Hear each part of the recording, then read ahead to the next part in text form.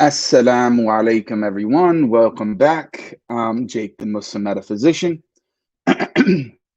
And today we've got an exciting episode for you guys today, or at least exciting for me, which is probably going to be the last video in this whole series, which is going to be a full debate review on my recent debate with Khalil Andani. Now, I have done several other videos speaking about specific topics or specific arguments within the debate itself and things related to it. However, I haven't done a proper debate review on the full video. Now, it's going to be a long video, probably, I would say it's probably going to be at least an hour and a half, maybe 2 hours long.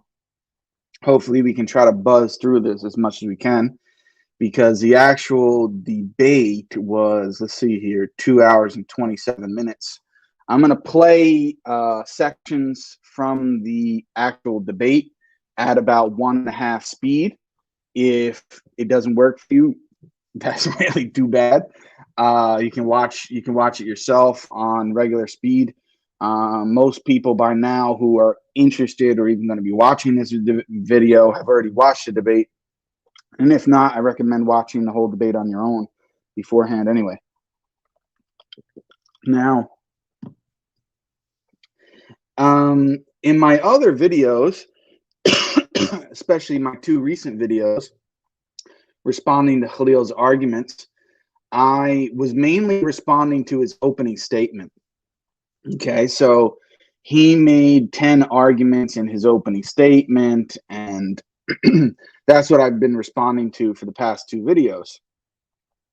Prior to that, I was mainly explaining in my own words what my arguments were in the debate, which I had 3 main arguments anyway. And I was explaining them to the audience and going in a lot more detail, reading from these different texts and explaining what I was trying to say. So in light of that, if you're interested in a more detailed analysis of both of our opening statements, then I would say that you should refer to the playlist where I go through our opening statements. The last 2 videos, I go through Khalil's opening statement mainly, and then in previous videos I go through more so my opening statements and other things that are said. So in light of that, what I'm going to do is I'm going to focus on the rest of the debate that happened after that, meaning my first rebuttal, his rebuttal, so all of our rebuttals, the cross-examination section, and our closing statements.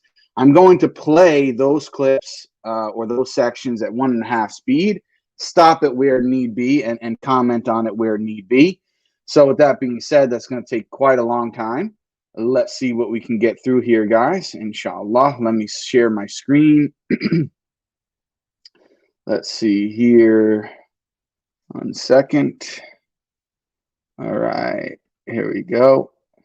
Like I said, if you're interested in the opening statements, refer back to the series where the last 2 videos I've deconstructed Khalil's arguments, and then in previous ones I've already gone through my arguments. However, I'll just give a brief summary of what my main argument and my first argument was to say that Khalil is supposed to be debating under the title of Islamic philosophy.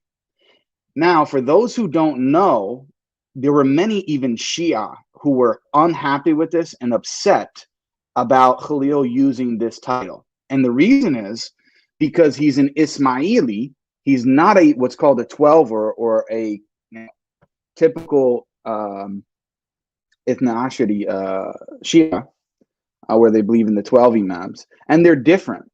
And I even sent messages to Khalil showing him that people were commenting before the debate. They did not like the title of the debate, even Shia, because they didn't want him to represent their perspective. They didn't want it to be confused with anything. So they wanted it to be very specific, because my position, whether you like it or not, is very specific. Athari creed. People know the discussion, know what that is very specific. It's not, I didn't say I was defending Sunni creed with the three different, I had a very specific school within Sunnism. Now, in light of that, we discussed changing the title, but he even said to me, look, I am going to be defending Ismaili Neoplatonism as proposed by Abu Yaqub as-Sijistani and Nasr al-Khusra. That was what he said privately to me, and he knows this. I don't think he's denying this, really. However, he said that I cannot use the title of Ismaili in the debate or in the promotion of the debate because my imam will not allow me. And I'm not using that to mock him or anything. This is his own words. Maybe it's true. This is what he's saying. Okay? Fine. In light of that, he chose to go under the debate banner of Islamic philosophy. Okay? And if you go to his opening statement, you will see in his opening statement that he puts this huge thing on a screen with all these different names, from Ghazali to Abdul Qadir al-Jilani to Ibn Arabi to Ash-Shahrastani to Ibn Sina, going on and on and on, right? And so he has all of these different names listed. And what he says is he's trying to defend this umbrella group, which I have a video which says what was Khalil actually defending in this debate. And I think it's very clear to anybody honestly watching that he consistently says that he is that he is defending the position of Islamic philosophy and includes all of these groups, including the Ismaili understanding. However, this was a very sloppy approach for Khalil and a very unacademic approach because, as I pointed out very decisively and clearly, and have only bolstered this point in future videos that I made, is that these broad schools, Islamic philosophy and the Avicennan tradition and the Ismaili tradition, are diametrically opposed to each other on key points of tawhid when it comes to the idea of existence and it being predicated to God and what context it is, on understanding the sifat or attributes in general or divine predication in general, on the issue of creation. Many different facets, they're diametrically opposed. And I've shown this throughout all of their primary and secondary sources. And I've even since then consulted some. So this was my first argument to say, dude, you're offering a contradictory position. You're not even giving me a clean target because your position is contradictory. It's like me going to the debate saying I'm defending Sunni tawhid. And then you ask me, well, are you defending the Ash'ari understanding, the Maturidi understanding, the understanding of the Atharis? What do you... No, I'm defending all of them. Well, they differ, Jake. Oh, so what? Who cares? No, they actually don't. And then, so it was a bit ridiculous. That was my main argument, which I don't think he'll ever be able to come back from.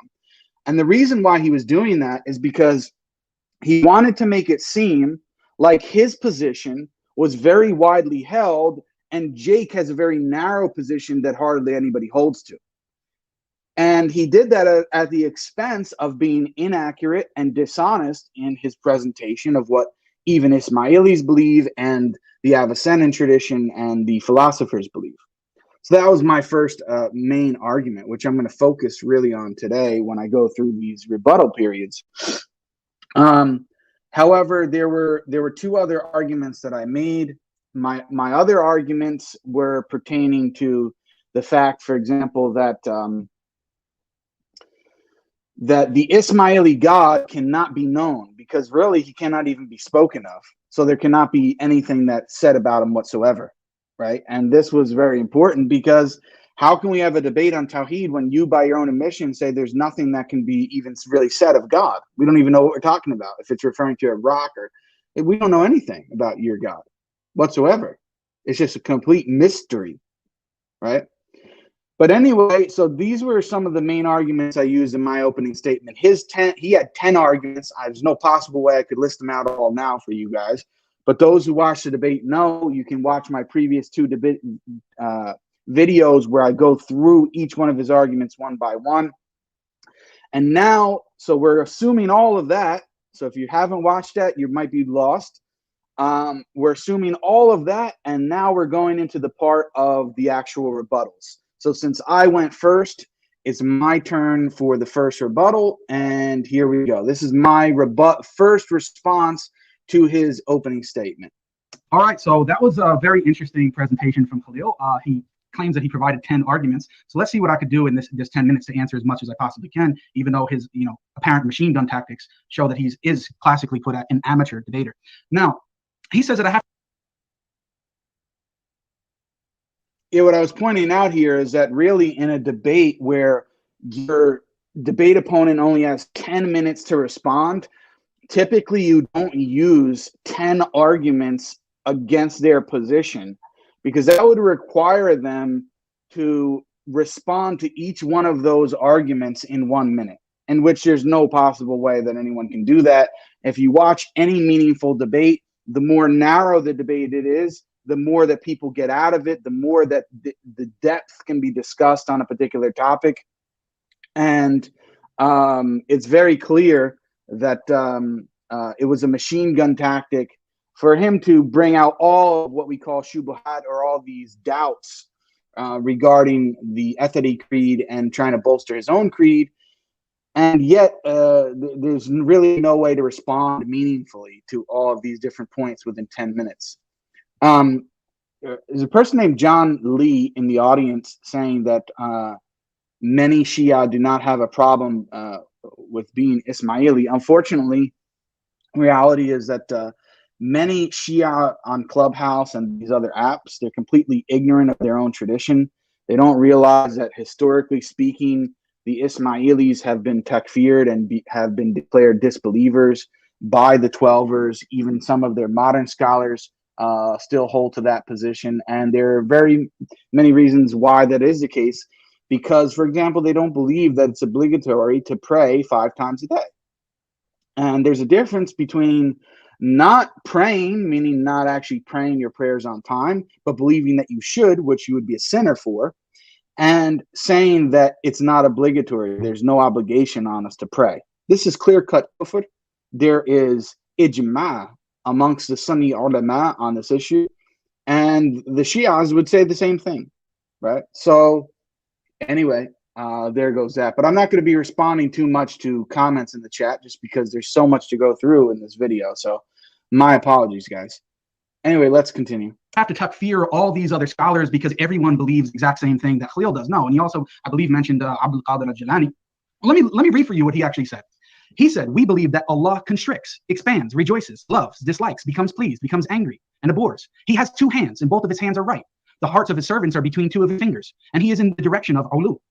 And he is established on the throne and is encompassing. The Prophet ﷺ approved the belief of the girl when he asked her, where is Allah? And she pointed to the heavens. The attribute of istiwa must be acknowledged without reinterpretation or ta'wil. It is the settling of his ipsity that above the throne, not in the form of sitting and touching as the corporealists and Karamites have said, not in the form of high status and greatness as the Ash'aris have said, and not in the form of seizing as the Mu'tazila have said. So I don't know where you're getting this idea, but this sounds like Athari creed to me, not this garbage that we just heard for the past 20 minutes. And most of the time he didn't even spend it actually explaining his position in detail. But what we're going to see quite clearly is the fact of the matter is. See, what I'm explaining there is he's including Abdul Qadir al-Jilani, who was actually an Athari. He's including him as agreeing with his view. It's a joke. He doesn't. He literally says that Allah is above the throne. He literally says that he rejoices, he constricts, all these different expressions that they would never accept. Khalil Andani would never accept. He explains what he means by it in terms of refuting the Ash'aris and refuting the Mu'tazila. I mean, come on. It's a complete joke to try to say that Abdul Qadir al-Jilani was actually a Neoplatonist in the manner that Khalil is. It's just absolutely absurd, right? So this is one example of me refuting him, in which I read a quote directly from Abdul Qadir al-Jilani. Everyone on this debate is going to be on my side, not yours. Why? Because you are actually takfiring everyone in your own text, saying that we are all guilty of kufr and shirk if we apply the title of all-knowing and all-powerful to God. You believe that it actually refers to the intellect, or in equivocal terms, that it must mean in the sense of God creating knowledge, and anyone else who believes otherwise, which you told me, and you just said in your opening statement, actually, which I find very amusing, that there's consensus on this point amongst the Sufis and the Ismailis and the philosophers. Wow, I wonder why, if that is the case, that Ash-Shahrastani, and you compared my composition or understanding of Tawhid, explanation of Tawhid to the Trinity, but in fact, that's what your very scholars did about Ibn Sina. Let's see from Ash-Shahrastani himself, who wrote a whole entire text refuting Ibn Sina. What did he say? So here's what I'm doing here is I'm trying to say, look, actually the majority of people in the audience, including Christians and Muslims, should be disagreeing with Khalil. Why? Because his position about who God is diametrically opposed to what all of the rest of us believe. You could disagree with me, but his position, very few people accept. He does not believe that God has knowledge, any knowledge whatsoever. He does not believe that God is powerful. Okay? He does not believe any of those things. He does not believe that God exists. He only believes that God exists, God is powerful, God is knowledgeable in the sense that God is the creator of existence, but he himself does not exist. He is knowledgeable in the sense that he is the creator of knowledge, and the same thing with power and every other attribute.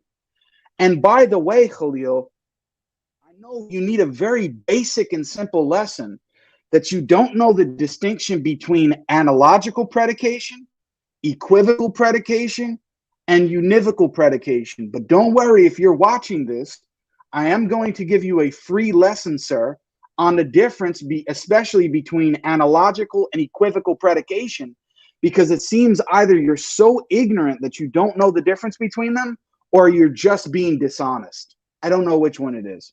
But anyway, then I give an example here of where I'm quoting Ash-Shahrastani, who, by the way, is the only Ismaili scholar that Khalil quotes in his opening statement. And he quotes him on this actual specific point, and then later throws him under the bus when I point out that argument that you can't say that Ash-Shahrastani and Ibn Sina are agreeing when they don't actually agree. Very clear that they don't agree. And you're saying he accepts. Let me see. He says he accepts analogical predication. I don't know who you're talking about, but Khalil Andani claims to accept analogical predication, but in reality, his classical texts do not allow for analogical predication. In fact, when he quotes an Ismaili scholar on divine predication, it's equivocal predication, not analogical. But you just probably wouldn't know the difference between that.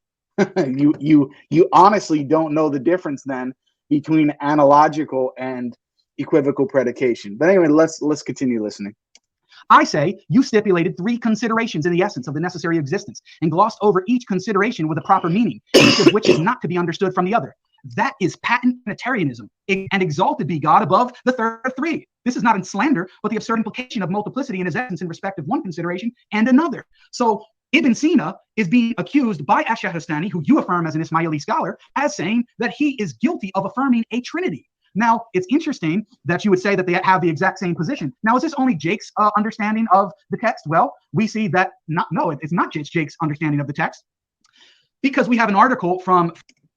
See, notice what I did there is I read a text from Ash-Shahrastani in which Shahrastani is literally refuting Ibn Sina on this point, okay, on divine predication. When we say that God exists, what does that mean? Can it mean anything other than God is the creator of existence? Ash-Shahrastani says no.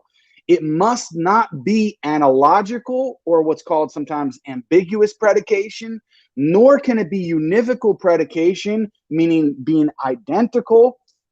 Okay, it must be equivocal predication, meaning that the meaning of the difference between when we predicate an attribute or a description of God has to have a completely different meaning than when it is applied to creation. That is Ash-Shahrastani's position. It is the classical Ismaili position. However, Ibn Sina does not hold to that position. He allows for what's called ambiguous predication, or analogical predication, in which there is a similarity in meaning between when we predicate it for God and when we predicate it for creation. And Ash-Shahrastani is refuting Ibn Sina on this point and actually says that he's guilty of Trinitarianism, accuses him of Trinitarianism. Yet Khalil is trying to defend Ash-Shahrastani and Ibn Sina on the other hand, when they don't agree. One declares the other one a Trinitarian, akin to the Christians. Are you kidding me? And he quotes, and Khalil, which we'll see in a second, he actually quotes from Ash-Shahrastani this very quote. He actually removes the part where Ibn Sina's name is being mentioned to show he's actually refuting Ibn Sina, and instead places Ibn Sina on the same page and claims that they have the same position and they agree. Are you kidding me? Come on, this is ridiculous, guys. Honestly, this is just pure deception. Frank Griffel himself, or I'm sorry, not Frank Griffel, from Madlong himself, where he says, and now what I do here is, because he says that, oh, I quoted mainly from secondary sources. I didn't. What I did actually was I quoted mainly from primary sources. Then I quoted from secondary sources only to support my interpretation of those primary sources, to show that this is not just Jake's understanding. This is the historical understanding. This is the scholarly understanding of these texts. Ibn Sina's doctrine that God is in essence under three aspects, intelligence, intellecting, and intelligible, is equally repudiated by Ash-Shahrastani as implying a trinity in God similar to the trinity affirmed by the Christians. So what Khalil wants to do is he wants to make it seem like my position is very restricted and only held by a limited few people, and that his view is very expansive and held by virtually everyone except my group. It's exactly the opposite, my friend. When it comes to Sunnis, when it comes to the fact that we have the Atharis and the Maturidis and the Ash'aris, they all agree unanimously on the fact that your belief is kufr. Why? Not only because of your divine simplicity, but because of your divine agnosticism. You can't even attribute existence or being to God, okay? And you try to provide and say you have rational argumentations for the existence of God. You know, this is very amusing to me, Khalil, that you think that you have rational argumentation for God. Well, let's look further besides the text that I gave. What about Taklid? Who's the one that does Taklid in this situation? Is it me or Khalil? Well, let's listen to Nasr al-Khusram himself. The masters of the truth and the true monotheists are themselves gathered among such believers by convention, by Taklid. He who rejects Taklid never arrives at the discernment of deeper truth. It is by the way of Taklid that one arrives at God's oneness and a grasp of the truth. Taklid is true, not false. And this is in reference to a refutation of the Mu'tazila, who believe, unlike Khalil, even though he wants to present himself and his Ismaili creed as such as believers in rational argumentation, they don't believe in rational argumentation. In fact, Khalil himself has an article. So what I'm talking about here with Taklid is basically blind conformity. So you believe in something without proper justification for it. You just simply blindly follow an individual or a group or a text or whatever it is.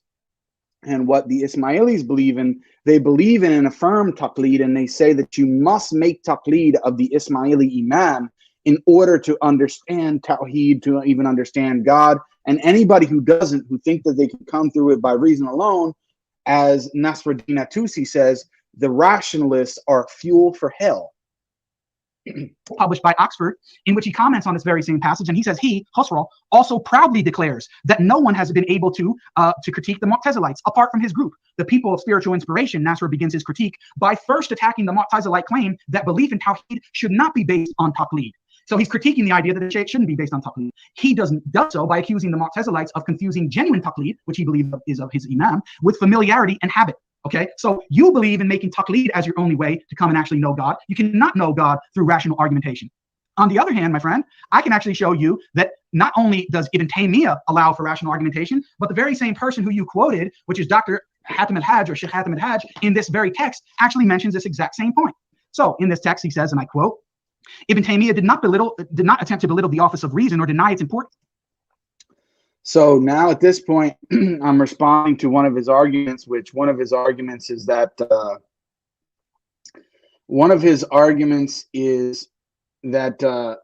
I can't even be in this debate. I can't even use rational argumentation. I cannot debate, period, because this is against the Athari paradigm. I respond to this quoting a scholar from the Athari side in the same book, which he quoted, and I show that that's not actually the position that he's representing. He actually says that you can, and it's not only permitted, but it's encouraged in certain circumstances. So then I read a quote from that text. In grounding our faith in the revelation, he argued that reason is not one undifferentiated category of conclusive rational input. Okay, and he goes on further in this text, right? So let me show you when he goes on further. He says, Ibn Taymiyyah then came at a time when the intellectual idiom of the scholarly community and even of the public space has been saturated with kalam. So he decided to engage with it, thus the notion of him being a mutakallim. However, he did not do that in the way contemporaneous speculative theologians did, but rather to defend the Athari creed, which found their strongest patronage amongst the Hanbalis. He even explicitly permitted rational theological argumentation at some level and showed that it has first be employed by the Quran. So very clearly, most of your arguments and critiques were straw man. Now let's get to this issue of anthropomorphism. I want to remind everyone, okay, you guys can listen to what he says about accusations of. So I showed very clearly there that Sheikh Hatem al-Hajj explains Ibn Taymiyyah's position, that he allows for rational argumentation grounded in the Quran and Sunnah, etc., etc. It's very clear. And Khalil Andani quoted him as an authority, and it wound up backbiting, it backfired on him. Anthropomorphism. Do you know that Khalil himself, as I have already stated, believes that anyone who believes that God is knowing or has knowledge is an anthropomorphist and guilty of shirk? This is what he believes. So forget about me that I believe that Allah subhanahu wa ta'ala has a yed and he has this and he has that. If you even believe that God is perfect or a cause or any of these categories whatsoever that can be applied to God, you are guilty of shirk. For example, this is from Nasr al-Khusraw himself in the same text that I mentioned, which Khalil has an article on, and I quote, if these theologians, speaking of the Mu'tazila, who believed in divine simplicity, listen to what he says about other people who believe in divine simplicity. If these theologians, the Mu'tazila, have established that God is knowing, God too calls certain of his servants knowing, as in the verse, only those of God's servants who have some knowledge fear him. Thus it is clear to call God, praise be to him, knowing is polytheism, shirk. And if these theologians assert that God is powerful, God too calls his own servants powerful, as in this verse, they went early determined on their purpose. This too is polytheism. And if these theologians say that God is living, God too calls his own servants living, as in the sense. And he goes on and on with this, and he says, this is a heresy, which this group has invented in their ignorance. They have imposed these names on God. No, my friend, the Mu'tazila, even though we don't agree with them, they did not impose these names on God. So this is not a debate over divine simplicity versus divine simplicity. This is against Khalil, Ismailism, against the entire rest of the Muslim community, where he says to even say that God is perfect or all-knowing, who are guilty of shirk. So we must reject this false doctrine that he's bringing forward. Thank you. So imagine that. I quote another primary source from Nasr al-Khusraw saying, and this was an argument against the Mu'tazila, who believed that God was all-knowing, all-powerful, perfect, etc., but they believed that these descriptions or attributes or qualities were identical to God's essence. This was their position. Nasr al-Khusraw said that this was polytheism. He said that this was polytheism to believe that God had these qualities that were identical to his essence. So this was not just divine simplicity versus not divine simplicity. Khalil's position is a radical apophaticism. It is not merely a, how can we say it? It's not merely a divine simplicity of, for example, Thomas Aquinas, in which you allow for these different attributes, which, or the Mu'tazila, you allow for these different attributes which are identical to God's essence. It's not that. And in which you allow for analogical predication. It's not that. They only allow for equivocal, not analogical predication. Okay, so he's on a completely different sphere. But anyway, let's give him a chance now to give his little rebuttal here.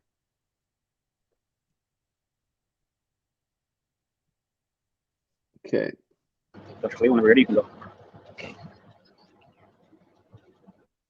Okay, thank you, Jake, for the opening and for the rebuttal. I just want to make it clear, the topic is debating tawhid, Athari creed versus Islamic philosophy, and even if you want to say Ismaili philosophy, which is included, that's fine. But the debate is not Athari creed versus Khalil Andani's views over the past 10 years. So let's keep this thing on topic. All right. Okay, notice what he says. This debate is, and he reiterated it, it is Athari creed versus Islamic philosophy. Well, that's what I'm critiquing. I'm critiquing your even position of Islamic philosophy, which is too broad, which has clear contradictory groups within it, right? It's like someone saying, "Oh, I'm defending Christian creed." Well, which one are you defending? That of the Reformed theologians, the Protestants? Are you defending Orthodox theology? Are you defending Catholic theology? Defending Aquinas' view, Scotus's view? What are you defending? Your position is too broad. That's the whole point. It has contradictory positions within it. Okay? And then he says, this is not about Khalil Andani's views over the past 10 years. Where in my statements in that last rebuttal did I mention anything specifically about Khalil Andani's positions over the past 10 years? Nothing. So what was that? That was a complete smokescreen for him to try to avoid my entire argumentation. All right. Now, I gave in my opening statement 10 arguments that completely invalidate the Athari creed, 5 of which positively prove the tawhid that I believe in. Whether you want to call it Ismaili or falsified really doesn't matter. I have given positive arguments for my position and arguments. Notice what he said. Whether you want to call it Ismaili theology or falsafa, it really doesn't matter. It really does matter, Khalil. And that's the whole point. People can watch. I've done entire videos refuting this notion, showing in my series that the philosophers did not have the same theology as the Ismailis. They're diametrically opposed. This is the whole point. Against Jake's Athari position, and Jake has only attempted to answer the first argument that I gave. He hasn't really answered anything else, and he hasn't even given a positive, I want a positive case for why we should believe in the Athari creed. That is completely missing. Now, I could find 4 arguments that Jake gave against my position, and I'm going to try to go through them. Okay, first, Ismaili philosophy is incompatible with falsafa. All right, let's talk about this. Well, before that, let me do a different order. Let's start with argument 3. Khalil's view contradicts reason. In other words, you can't say anything about God, and that you can't use reason to prove God. Jake, that's what Jake said first. Okay, this is actually false. You are quoting Wilfred Adelung. That article is from 1977. That's like over, that's like 40 years old. Okay, once we've actually read Ismaili primary sources, Kirmani, Rahat al-Aql, Nasr Khusru, Zad al-Musafir, Tusi, in the same book you quoted, Tusi gave an argument for God. So Kirmani, Khusro, Tusi, and even Shahrastani in his refutation of Ibn Sina, they have all used a contingency or dependency argument to prove the reality of God. So this is completely fine in Ismaili thought to prove God. We do that. It's in our primary text. If Madelung wrote that we don't offer an argument, Madelung is simply wrong and that article is outdated. And I say this as an expert who reads the primary sources. And it follows from the fact that dependent realities require an absolutely independent originator in order to exist. This is how we know there is God. And once we know there is God, we further know that this independent, absolutely uncaused originator must be simple, eternal, transcending all the attributes of creation. So when we do negation, we don't mean to say you can't say anything about God. Kirmani never actually says that. What Kirmani says is that you have to negate all the attributes of creation from God. That is what you have to do. This is not a uniquely Ismaili thing. Ibn Sina directly does the same thing. Okay, Ibn Sina says that every positive statement about God refers either to a negation or a relation, idafa. And a relation simply means that something in creation has been created by God. So are you sharing slides, Khalil? I'm sorry to interrupt you because we're not seeing slides. Apologies for the interruption. Yeah, are you guys not putting my...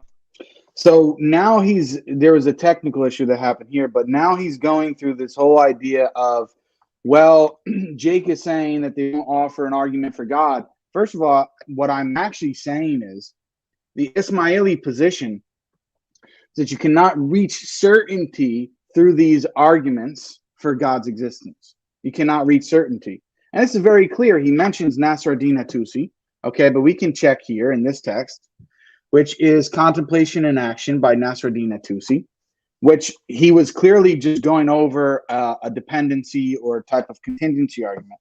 Now let's listen to what Nasruddin Tusi says when speaking about the difference between knowledge from an Ismaili perspective and the knowledge of cause through an effect. Right?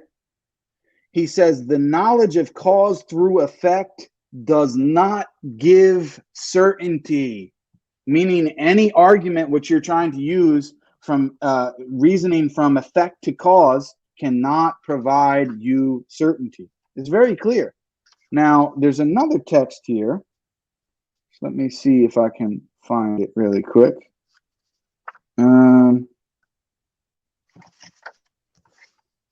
Let's see here. You know what? I'm going to keep playing this, and then I'm going to look for it while we're listening, inshallah. My slides up or what? And you're open up. Do you want to? I'll restart. It's about positions on tawhid. Begin. Okay, we have access to that right now. Okay, that sounds good. Go ahead. I'll restart the timer. Okay, ready? Begin. Okay, so as I said, this debate is about tawhid. It's about positions on tawhid, the Athari position versus Islamic philosophy. Even if Jake wants to substitute Islamic philosophy for the Ismaili form of it, fine. But we are debating positions. We are not debating whether I personally hold to X or Y. Okay, if you see any modern debate competitions, many people have to defend positions that they don't exactly hold to. So that's what the debate is about. My opponent's comments about what my personal beliefs are really irrelevant to this debate. Okay, when was I making personal comments about his personal views? No, I made comments about what the Ismaili view is versus Islamic philosophy and show that you cannot just merely substitute one. So which one are you actually defending? You cannot claim to be defending both simultaneously. This is the whole point. And then listen to what he said. This shows that he wasn't even there to actually defend his position. I personally hold to X or Y. Okay, if you see any modern debate competitions, many people have to defend positions that they don't exactly hold to. So that's what he said. If you see modern debate competitions, many people actually don't defend positions that they hold to. What was this? Was this a mock high school debate where you were going into and saying, oh, for the sake of argument, I'm defending this, but you didn't actually believe what you were defending? This is ridiculous. I was defending what I believe, at least attempting to anyway. I mean, so he didn't even come and by his own words to defend what he believes, his own position. It's absurd. The debate is about. My opponent's comments about what my personal beliefs are really irrelevant to this debate. Next thing, I gave 10. His beliefs in a debate on tawhid is irrelevant to this debate. Imagine that. It's quite shocking, guys. Arguments. 5 are positive arguments for my position, and 10 in total are arguments against the Athari position. Jake has not given any arguments for the Athari position, so no reason to be an Athari so far. And furthermore, Jake has not dealt with my 10 arguments. He's tried to deal with argument 1 about logic, but I'm going to come back to him on that in my second rebuttal. The point is, you can't just now suddenly appeal to Ibn Taymiyyah. Okay, when we exchanged text before this debate, I asked Jake, which Atharis do you follow? He told me Ibn Qudama and Ibn Hamdan, who summarized in Balbani. I'll show the Facebook messages. I asked Jake whether he takes from Ibn Taymiyyah for this debate. He said no. Okay, now Jake is appealing. Okay, so that's a lie. I never said that I don't take from Ibn Taymiyyah. What I said is that we agree on the principles. However, I have a disagreement with him on certain fine-grained points of aqidah, right? And I can go into detail about those in a later video, inshallah. There's nothing really important for this debate. For example, on his idea of perpetual creation, I disagree with that, right? But anyway, that's a whole nother can of worms. The point is, he misrepresented my statement, tried to say as if I can't quote from or reference Ibn Taymiyyah whatsoever in this debate just because I don't agree with him on him. No, I agree with him on the usul, the fundamentals. And you are attacking an usuli matter, not some minor difference, right? So anyway. Feeling to Ibn Taymiyyah because I caught him flat-footed. Now, I found 4 arguments from Jake, so I'm going to go through them, not in this order. So the first thing Jake said is that Ismailis are not allowed to offer an argument for God, and he relied on a 1977 article from Wilfred Madelon. That article is wrong. He said that I relied on a 1977 article. I did not rely on a 1977 article. I relied on a primary text, and then I quoted the 1977 article to back up what I said. So again, he can't represent anything accurately about what's happening here. I have read the primary sources myself. Kirmani proves God's reality. Khusro proves God's reality. Tusi, in the same book that Jake quoted, Tusi gives Ibn Sina's contingency argument to prove the reality of God. So we Ismailis, we are allowed to do this, okay? And we do use a contingency argument, and we logically follow that contingency argument with the absolute negation of all creaturely contingent attributes from God. Okay, that is what our double negation is based on. And according to John Martin, who's a scholar of the Neoplatonic tradition, so he gives these contingency arguments. Well, I'm reading from Nasruddin At-Tusi here, who's clearly stating, in the case under consideration, where the discussion is about the philosopher's knowledge of the first cause, he would have to admit that there can be no certainty about that which has no cause. Now, does Khalil believe that God has no cause? Yes, he believes that he's ase and has no cause. That's his claim anyway. He claims that he believes that God has no cause whatsoever. In one aspect, I don't even know how he can make this statement, but he will use certain terminology like, okay, God has aseity, God has no cause, God has this. He makes these statements. However, if this is the case, God, which has no cause, which I agree with, God doesn't have a cause. He says he would have to admit, this is Nasruddin Tusi of the philosopher's knowledge, there can be no certainty about that which has no cause. Very clear, okay? And then he goes on to say, firstly, as the philosophers have explained, absolute certainty cannot be achieved by reasoning from effect to cause. But since the highest state of knowledge for the speculative rationalists is to know cause from effect, no rationalist can come to know God. Very simple. He clearly states that you cannot have certainty by reasoning from effect to cause. And then he says about these very same people who think they do, which are the philosophers like Ibn Sina, he says, for this reason it has been said, and then he goes on to say, since worship depends on knowledge, and human knowledge is like this, what must worship be like? Surely you and that which you worship apart from God are fuel for hell. You shall go down to it. He's quoting the Quran there. And then he says, this is his speech, such is the ultimate stage the rationalist reaches in his quest for perfection. Meaning he cannot reach perfection. He cannot actually achieve paradise through pure reason alone, from reasoning from effect to cause, because it's an uncertain matter. It does not provide you with certainty. Therefore, you cannot know God in a meaningful manner with certainty. I'm not just merely relying on secondary sources. This is what Nasruddin Tusi says. Now, does that mean that he doesn't offer arguments for God's existence or that others don't? No, they do. But in the context of them not explicitly stating, it does not provide certainty. It's very clear.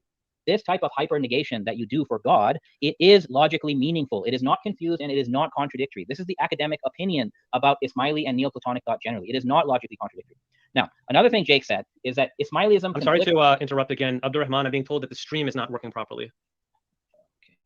And I've paused. Sorry, what do you mean by stream? Are you talking about the comments? No, the stream itself. So, look at that. Saying that. You don't mind? Okay. I'm going to rebut everything. If Madelung said that, so the first rebuttal, we have not got to respond to these 10. I continue. If that's okay. All right. Okay. Yeah. Okay. Okay. So as I said, I made 10 arguments. We have not got to respond to these 10 arguments yet from Jake, but I'm going to rebut every single thing he said about me. So the first rebuttal is Ismaili primary sources do prove God. They do. If Madelung said that they don't, then Madelung is wrong, and this is why you should not be quoting 1977 articles. You should go to the primary. Anyway, he's just repeating the same thing. And Ismaili thought are just incompatible. They cannot be brought together, and that I have to apostate from Ismailism if I hold any position in falsify. And you gave some examples, which I appreciate. So, firstly, it is a historical fact that Nasruddin Tusi, as a committed Nizari Ismaili Muslim, was also a Suf. He also followed Ibn Sina. And Toby Meyer writes in an article that Tusi was responsible for the expert coordination of Nizari and Avicennan thought, which was done under the imamate of the Imam Alauddin Muhammad al-Alamut. And Tusi says there's an underlying harmony of the system. So I've given a counter example, so this argument doesn't stand anymore overall that falsify Ismailism are incompatible because they were compatible for Nasruddin Tusi. Furthermore, I have a quote on my slide from Ibn Sina. What Ibn Sina says here is exactly what the Ismailis say. He first says that God can only be described by negating all similarities from him. We believe this. God has nothing in common with creation. Ismailis believe this. Then Ibn Sina says God's essence is not the same as existence, okay? And that God's... So notice what he says here. Ibn Sina utilizes a theory of ambiguous or analogical predication, and he admits that it can be described using negations and also what he has down here, relations. Keep that in mind. Essence should be regarded as above existence, okay? Fawq al-wujud. So Ibn Sina's position that God is above existence is actually the same as the Ismaili position. Okay, so he says the idea that God is above existence, or fawq al-wujud, is actually the same position as what the Ismailis believe. This couldn't be further from the truth. Now, let me show you here. Okay, so let's go further here. Now, regarding the word necessary being, the term necessary being is an ambiguous term, okay? We can talk about logical necessity, ontological necessity. Aristotle has 5 definitions of necessity. So when Nasser Khosrow uses the term necessary existent, which he does, you have to read the whole passage of what he means by necessary existent. Khosrow uses necessary existent to mean a being that is eternal and imperishable, okay? When he says necessary existent, he doesn't say necessary existent through itself. The terms bidatihi are not present in Nasser Khosrow's text. So he's using the term necessary being the way Thomas Aquinas uses the term, because these terms have different meanings within different systems. Now, you said that I believe that creation is necessary, and the Ismailis believe it is a free will act of God. Firstly, this is not accurate. Number one, Nasser then Tusi, in his Ismaili text, which I know you've read, so you clearly omitted. Anyway, on this issue of what Nasser Khosrow understands the necessary being to be, it's very clear. I quoted from other texts, even in the same text, this same text here, which you can see there's basically a commentary by Parvez Morwej, which he agrees with my same understanding, which I wind up quoting anyway.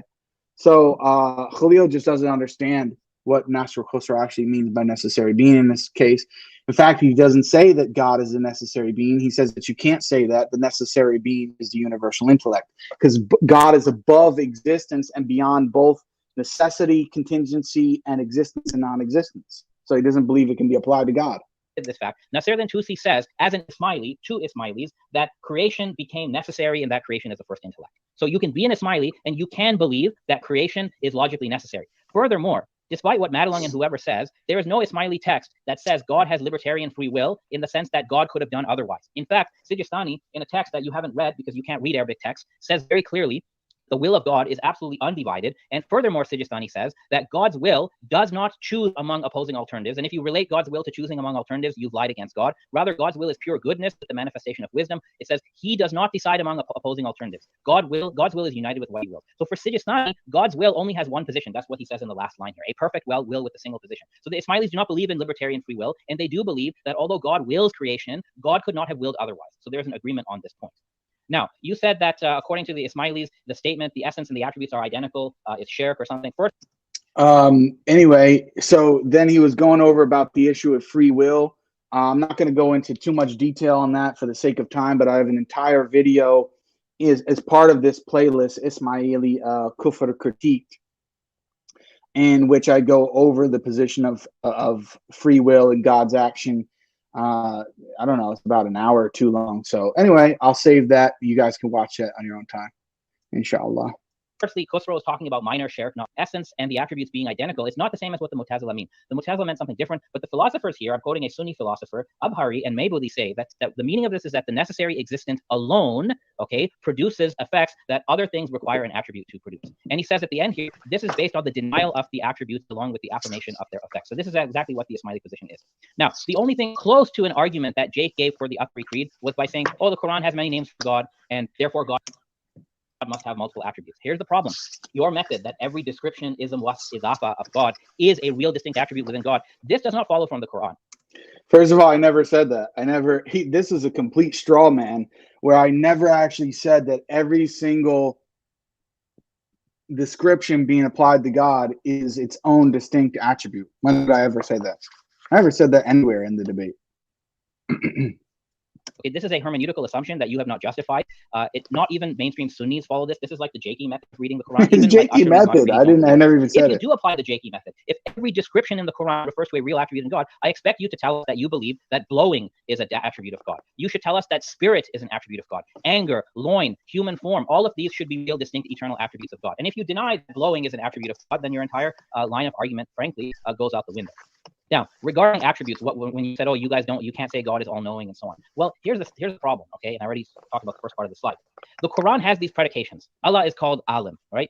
Allahu Alimun. That we can affirm. But Allahu Alimun does not necessarily mean Allahu Lahu Ilmun, that God has entitative knowledge. So we don't affirm the second part. We interpret Allahu Alimun or Allahu Qadirun and like statements. We interpret as follows. A, we affirm that this is God's reality. B, God is not ignorant of anything. And C, God is the originator of all knowledge, and knowledge is his creation or effect. This is not a violation of logic. There's a type of literary speech in Arabic known as metonymic speech. Okay, in metonymic speech, you can describe the giver or the agent. You can describe an agent by means of something that the agent creates, and you can attribute what the agent creates to himself. Okay, it's like when you have a king who orders an army to conquer a city, we would say the king conquered the city, but the king didn't personally conquer the city. The army under his command did it. This is how we interpret the attributes, statements about God, that the intellect and the soul execute God's command, but what the intellect and the soul affect can still be attributed to God verbally, because the intellect and the soul act by God's command. And the Quran is full of these examples. The Quran says God takes souls at death, but it's the angel of death who takes souls at death. The Quran says God is the guide, but Muhammad is a guide. The Quran says God sent down the Quran, but it's actually Gabriel who brought down the Quran. So this is called metonymic speech, and this is how we can interpret everything in the Quran, from which your belief does not follow. Khalil, it's time now. Is that good? You got your last comment? Okay, great. Okay, so as you can see, and I think I can just go back to show you that very briefly. Okay, here, where he says, Ibn Sina utilizes ambiguous predication. He uses what? Negations and relations. Now, let's read from, which I've done many times before, Command and Creation by Ash-Shahrastani. What does Ash-Shahrastani say? The anthropomorphists held that there was an essence and a face for God, and their proof was the tradition which says, and he created Adam in the image of God. And he goes on and he lists all these different groups. I don't want to waste too much time mentioning them, but he mentions the Ash'aris as well, which shows he rejects them, the Mu'tazila, which he rejects. Then he gets to the philosophers. Listen to his description, which is very accurate. The philosophers believed in an essence and what? Negative and relative attributes, meaning relational attributes. Their proof was what? Intellect. Now listen to what he says. And at the root of each denomination, including the philosophers which were just mentioned, is an anthropomorphism, which is implied, and a negation is necessitated. So he says all these groups, including Ibn Sina, are anthropomorphist. And the reason that Ibn Sina and philosophers are anthropomorphists is because they believe in negative and relative attributes, which show that Shahrastani is saying that Ismailis do not believe that God has these relational attributes. They do not believe it. So with Shahrastani, if he was an Ismaili, did he not know and understand his own Ismaili theology? Was he just an idiot? And if so, why did you quote him on this specific point of divine predication? He's the only Ismaili scholar that you quoted in your opening statement, and it was on this issue. So you just completely dropped the ball, dude. And I'm doing something wrong because I'm relying on an Ismaili scholar, Shahrastani, right?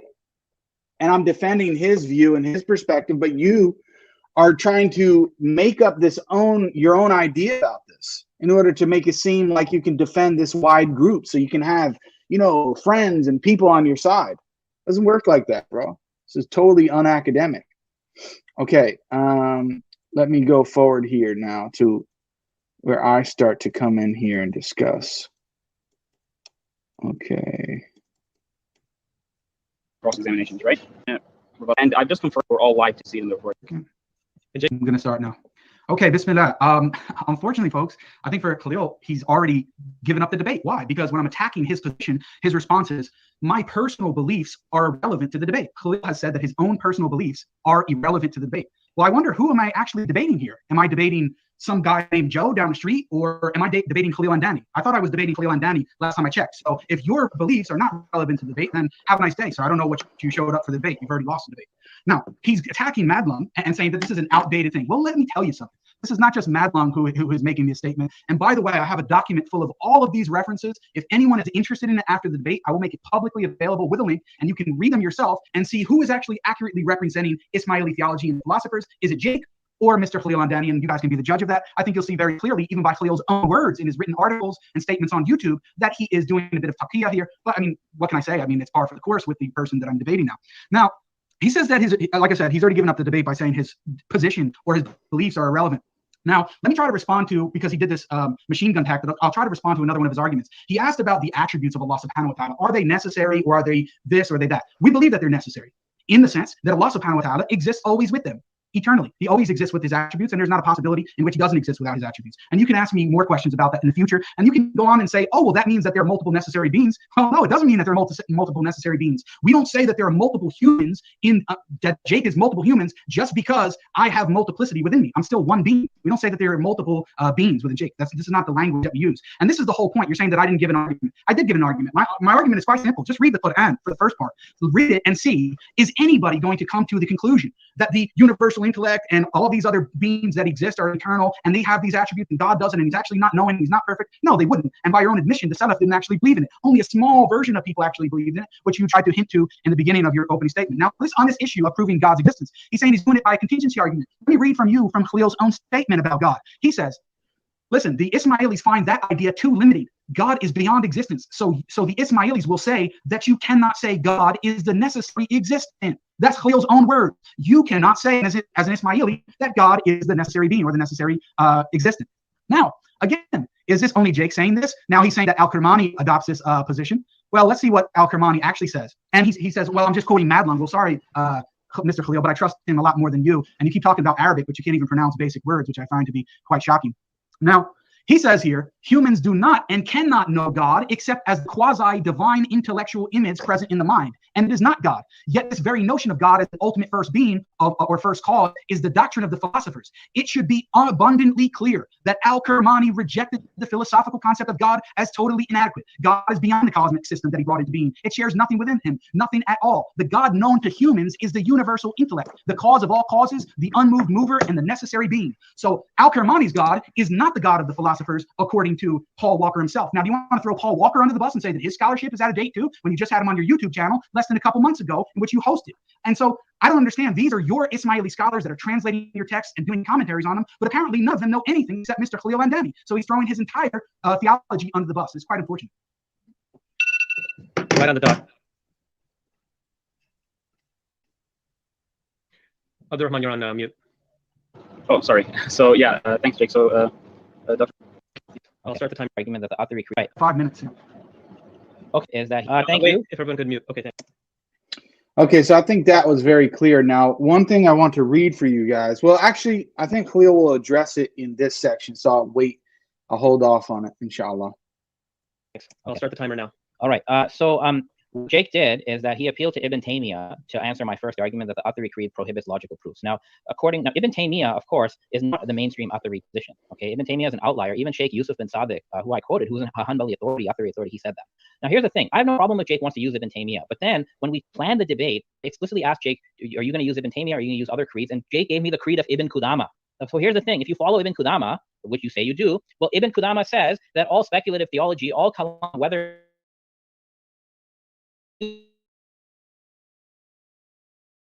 nor can you use it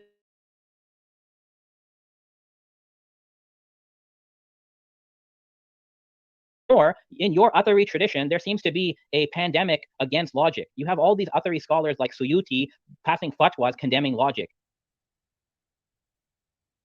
Okay, so first of all, there's some things that need to be cleared up. He's saying, oh, I mentioned and gave him a text from Ibn Qudama, I gave him a text from so-and-so.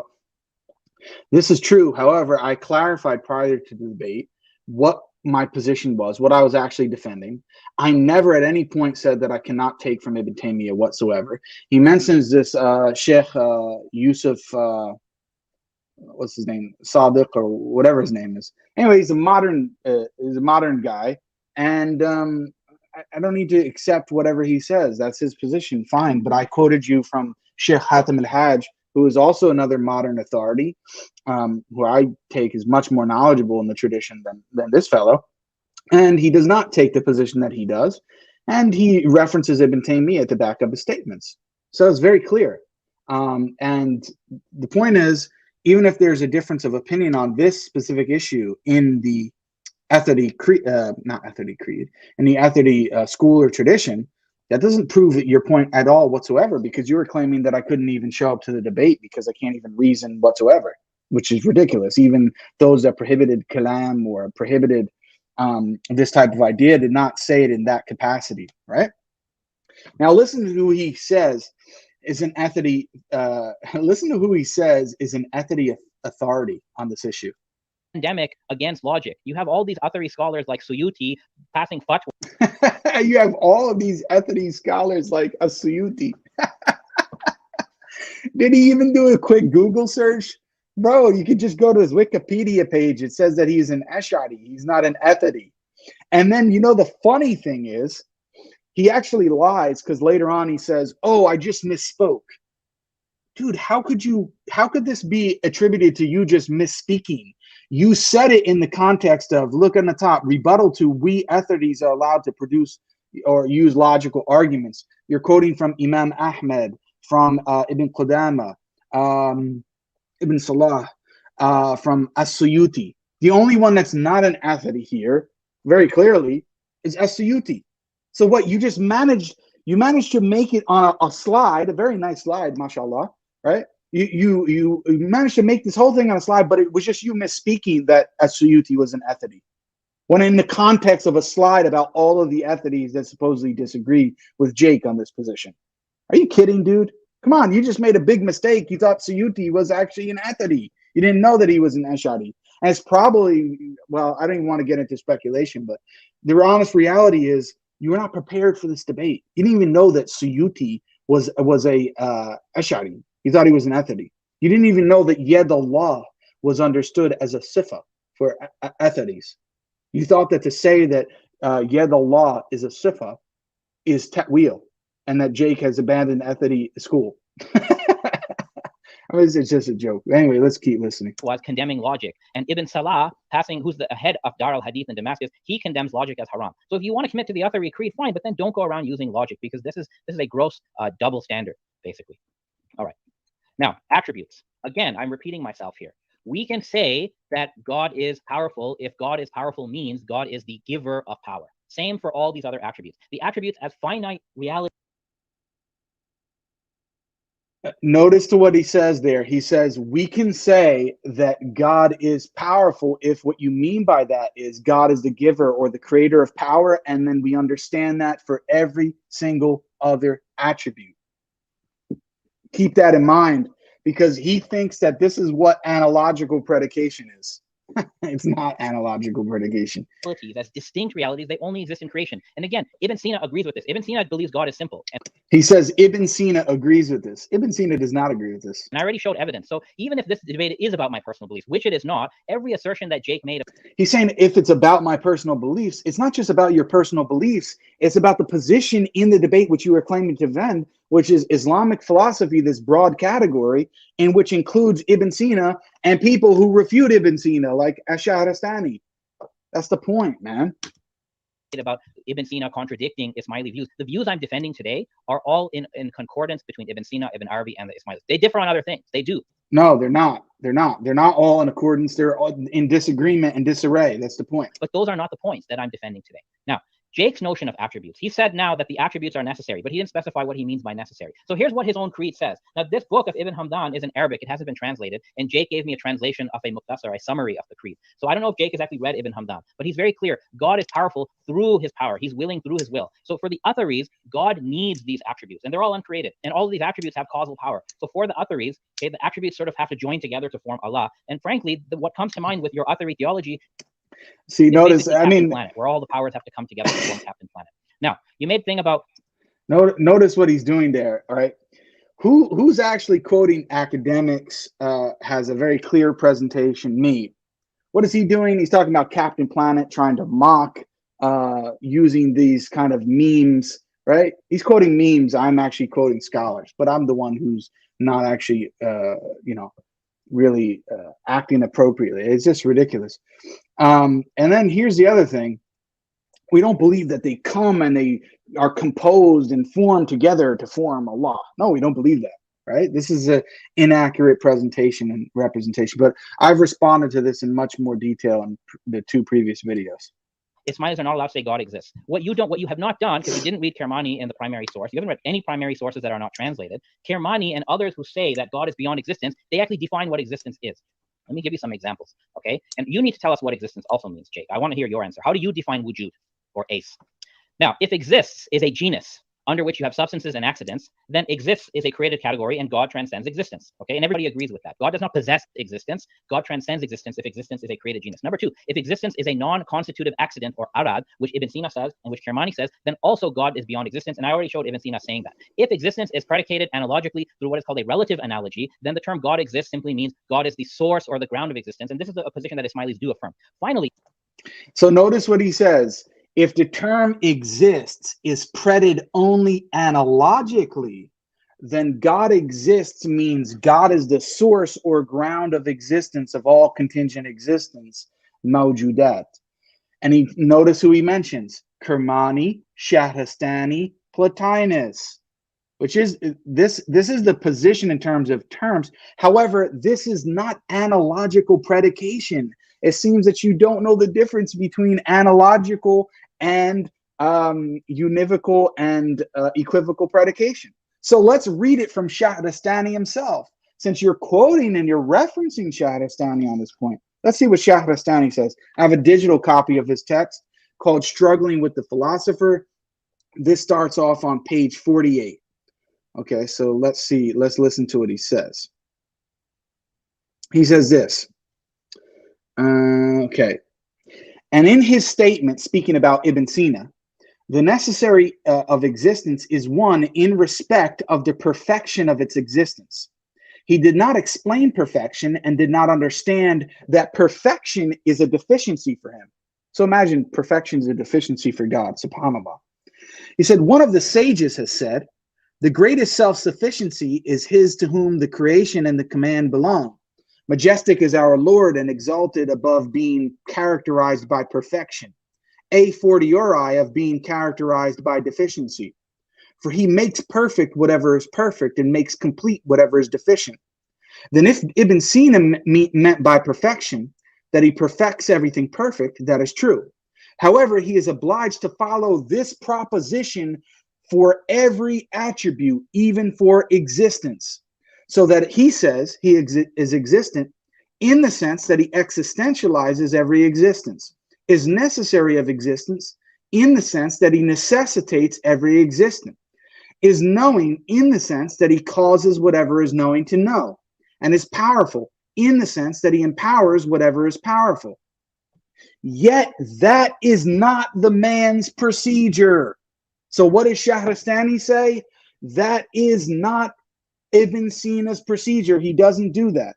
Were that the procedure he espoused, he would not have upheld the universality and inclusivity of existence. And he would have judged that existence is among what?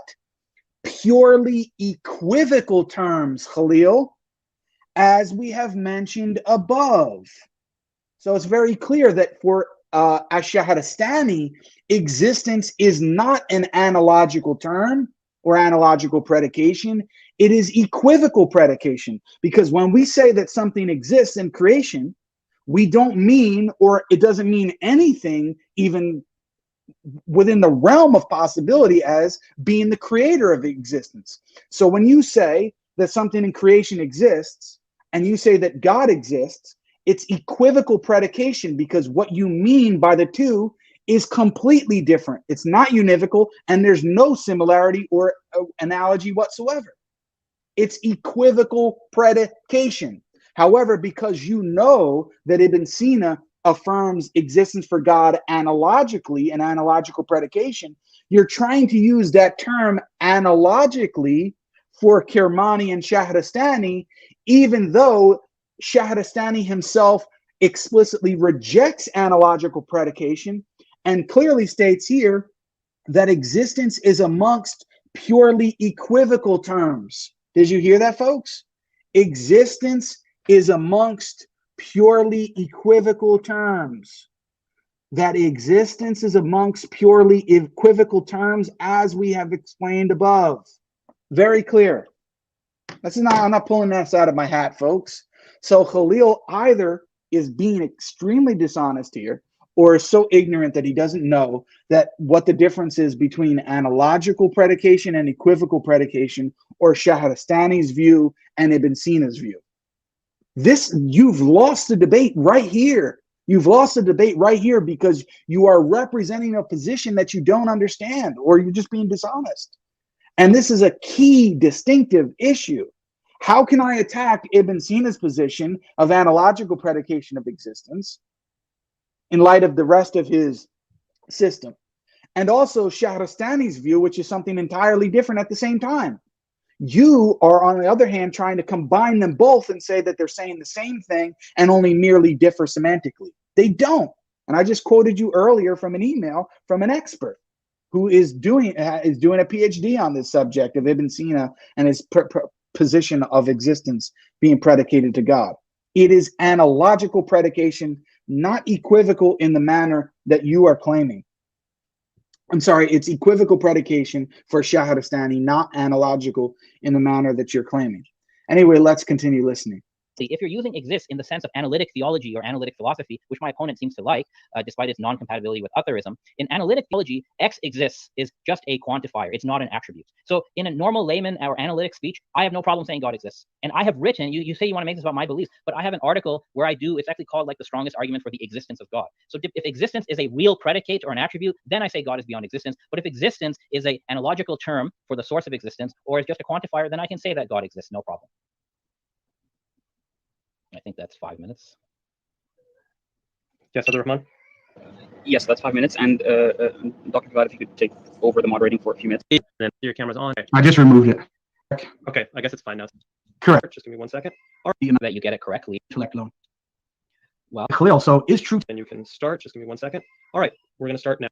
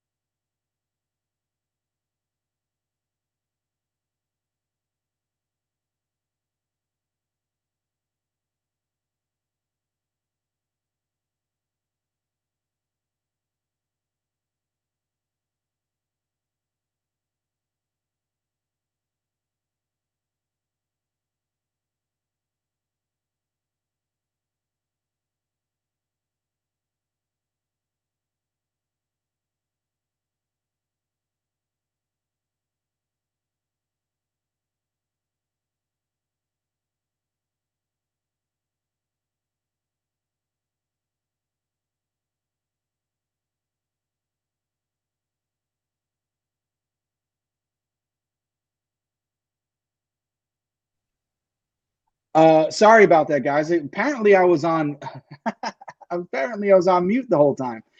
Oh man. All right, sorry about that, guys. I was just reading for the past 3 minutes. So let me go over that again. Okay, what I was reading from this text was I was reading from the introduction of the text that I just was reading from earlier by Shahrastani. Okay, which I read from the primary source of his words of what he said. But there's an intro to that text by Toby Meyer, which he comments on this specific issue.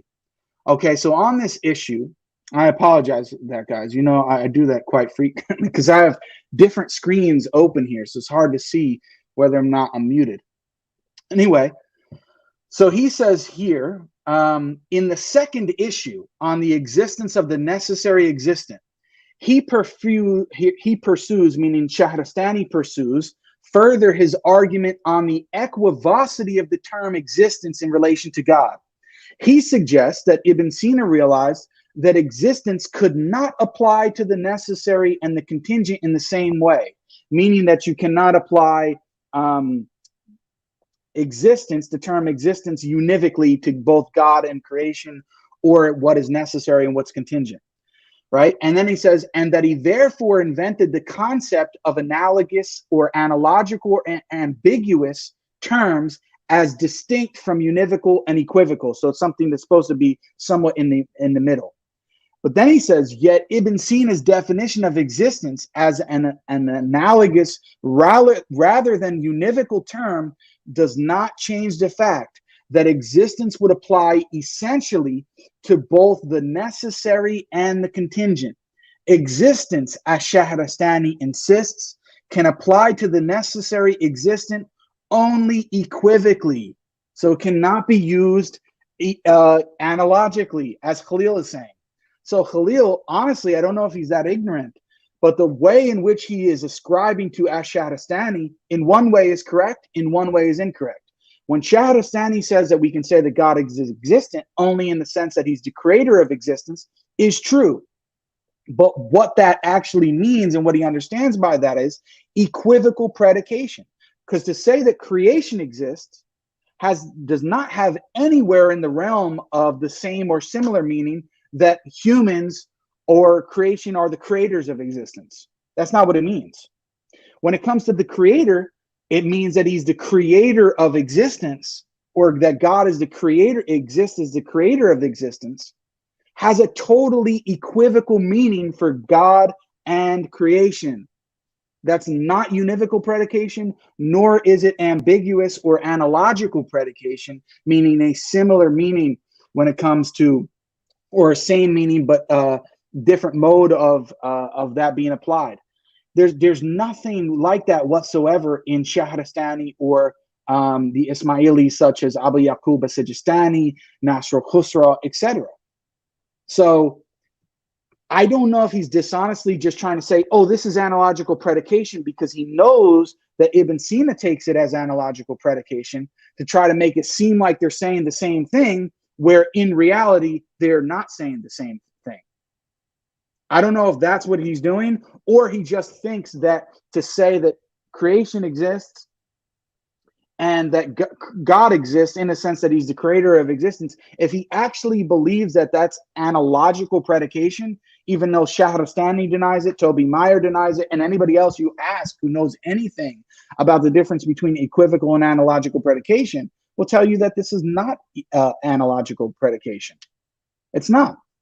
So anyway, I think it's very clear. And he says that this is the same thing on every single other attribute. So this is the point why Ibn Sina and the philosophers do not have the same understanding of tawhid and divine predication. That's why you cannot claim to defend both of them. And this is not an attack, as Khalil keeps trying to say, oh, this is not about your personal views. No, it's about the view that you're claiming to defend, and yet you have these contradictory positions within it. They do not agree. You've already lost the debate because you're trying to defend this amalgamation of contradictions. Doesn't make any sense. But anyway, let's listen to the, what is it here? The cross-examination section of the debate, inshallah. No. Okay, Khalil, so is true tawhid known only through Taklid of the Imam or through the intellect alone? Well, it can be partly known through the intellect. But to make sure that you get it correctly without ascribing created attributes to God, you may need the guidance of the Imams. So notice how he doesn't really answer clearly, but really what he's saying is no, it cannot. True tawhid cannot actually truly be known only through reason. You actually need to accept the Imam, which was my point from the beginning. Okay, so let me give you a quote here from your own text here. And notice that when I ask a question to Khalil, I go on mute, and then guess what happens? I actually stay quiet and I allow Khalil to speak, because the agreement that we had prior to the debate was that each person could ask a question, and the person responding to the question has 1 minute uninterrupted, whether you like what they're saying or not, whether you think they're answering your question or not. They have 1 minute before you can interrupt them. If you feel like they're going on too long or they haven't answered you by that 1 minute, then you can stop them and say, okay, stop waffling, and bring back, either re-ask the question or ask a different question. You'll see the clear difference in who followed the rules in that matter and who didn't. This is from an intro to Ash-Shahrastani's creation command. He says, therefore, God is utterly inaccessible except through knowledge of the Imam of the time. Thus, it is only through the Imam of the time, who is a manifestation of God's command, that people can find a way to his knowledge. The formula was now straightforward. Knowledge of and practice of faith in the one true God, Tawhid, relies exclusively on knowledge and submission to the Imam. In short, Tawhid is incomplete without knowledge of the Imam of the time. True and pure Tawhid is the one which is subject to the instruction and guidance of the Imam of the time. So this text says that you cannot know, that it's exclusively based on the Imam. So what's your response? Well, there's a difference between, in Ismaili thought, between ilm and marifa. Okay, ilm at-tawhid is what you call the science of tawhid, and this is what we're actually debating right now: how to properly talk about tawhid. That's ilm of tawhid. Okay, but when Shahrastani says this, or when Tusi says this, that you need to go through the Imam, that is talking about marifa of tawhid. Marifa is a more intimate type of knowledge that goes beyond. It is a sort of supra-discursive kind of knowledge that's recognized in the Ismaili tradition and in the Abyssinian tradition and in the Sufi tradition. So these authors are talking about the marifa of tawhid. They're not talking about the ilm of tawhid. The ilm of tawhid is like all over Ismaili books. That's literally the discussion that you and I are having right now. So you need to differentiate between those two things. Okay, so why does Shahrastani himself, in his refutation of Ibn Sina, say that God is not known through the intellect, he's known through the fitra, and rejects his contingency argument? Well, that's only one part of it. If you keep reading that same text, Shahrastani does say that contingent things do exist and that they require a murajji, a preponderator. And that's how he establishes the reality of God. So Shahrastani is not against the contingency argument. What Shahrastani is against. Okay, by the way, on this distinction between ilm and marifa, all right, which there is a distinction, but let's listen to what Nasruddin Tusi says. Is he just limiting the knowledge, the marifa to Allah through the Imam alone, or is it also the ilm or knowledge as well? Let's see. This is on page, let's see. Okay, page 47 and 48. Listen to what he says. Now that I have come to know that unique person, who is the man of the epoch, the man of the age, the Imam of the time, the teacher of the followers of ta'lim, or instruction, which are the Ismailis, the locus of the word, he who enables one to recognize God, praise be to him. And now that I have surrendered to the fact that he is the real instructor, the truthful one, the ruler, the hakim, and I have attained the status of submission, utterly abandoning my own will, and have arrived at the realm of learning and subjection, I realize that what my recognition, my ma'rifah, and knowledge, ilm, are to be that which my teacher says are true recognition, true ma'rifah, and true knowledge, ilm. So both of them is taklid of the Imam, both when it comes to knowledge and recognition, or ma'rifah and ilm. And everything else is pure unknowing and ignorance. So everything else besides ma'rifah through the Imam and ilm through the Imam is pure unknowing and ignorance. So that distinction that you made, completely debunked, because Nasruddin Tusi says both. Proof and demonstration are to be whatever he says are correct proof and demonstration. And everything else is doubt and error. So everything else, unless the Imam explicitly approves of it, it's doubt and error. Religion and obedience are to be that which he says are true religion and obedience. And everything else is irreligion, meaning is unbelief, is kufr, and innovation, bid'ah. Whatever comes from him is the straight path, true faith and guidance. And whatever comes from myself, my personal opinion, desire, speculation, intellect, knowledge, and insight, and which is contrary to his teachings, is deviation, dalalat, or you're dalad, you're completely misguided. It's very clear what is being said here. complete taqlid on the imam when it comes to both knowledge and ma'rifah, or recognition of God. And everything else besides that is kufr and bid'ah. Plain and simple. So nice try, Khalil. And people think that, oh, because Jake didn't respond and follow it up with another question, or he didn't interrupt Khalil, or it seemed like Khalil responded with an answer. I had an answer, and I have an answer to all these things. You have to understand, when you have 15 minutes to cross-examine someone, even if you disagree with their response, you have to pick and choose your battles and move on. You can't just interrupt them given the rules of the debate, and you can't just constantly, I can't just then quote this and then go back and forth and back and forth and back and forth until, because then you'll only really be able to prosecute him on one issue. And there's several issues that I wanted to go through. So, but because you don't have the context and the background information here, you may think and look at it, oh, he responded and Jake didn't have an answer to what he said. Yes, I do have an answer clearly to what he said. But anyway, let's continue. If you read the text very closely, is ascribing wujud or existence as a univocal accident or attribute or genus to God. That is what Shahrastani is against. And insofar as anybody does that, and I believe you do that, then Shahrastani is correct. But if Ibn Sina or Ibn Arabi do not think of wujud when they talk about wajib al-wujud, if they don't think of wujud as an attribute or a univocal genus, then Shahrastani's case would not register against them. So is Shahrastani making a false argument? Was he incorrect? So notice what he said. If Shahrastani, if they understand it to be, if Ibn Sina doesn't understand it to be this univocal term, and rather it's analogical, then there's no problem. However, we just read from Shahrastani and from Toby Meyer in the intro of the book saying the exact opposite. The problem is not merely univocal predication. The problem is, even if he uses analogical predication, which Ibn Sina does, and Khalil admits that, Shahrastani still disagrees with it. Shahrastani is fine because he assumes that wujud is a one-to-one univocal genus term. So, but everybody agrees with him. I showed you a quote of Ibn Sina where Ibn Sina said on my slide, right, God does not possess nafs al-wujud. The wujud that is common to created things, Ibn Sina said God doesn't have that wujud. And that's exactly what Shahrastani is saying. Okay, so move on to the next point here. So is the universal intellect the necessary?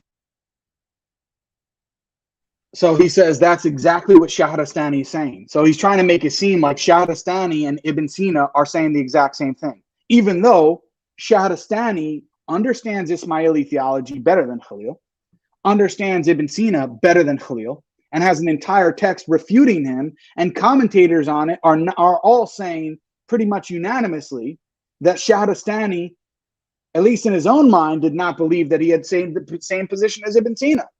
I mean, his entire book refuting him, and on this specific point. So it's a joke. And the fact that people think, oh, well, Jake didn't come back with another response and then another response.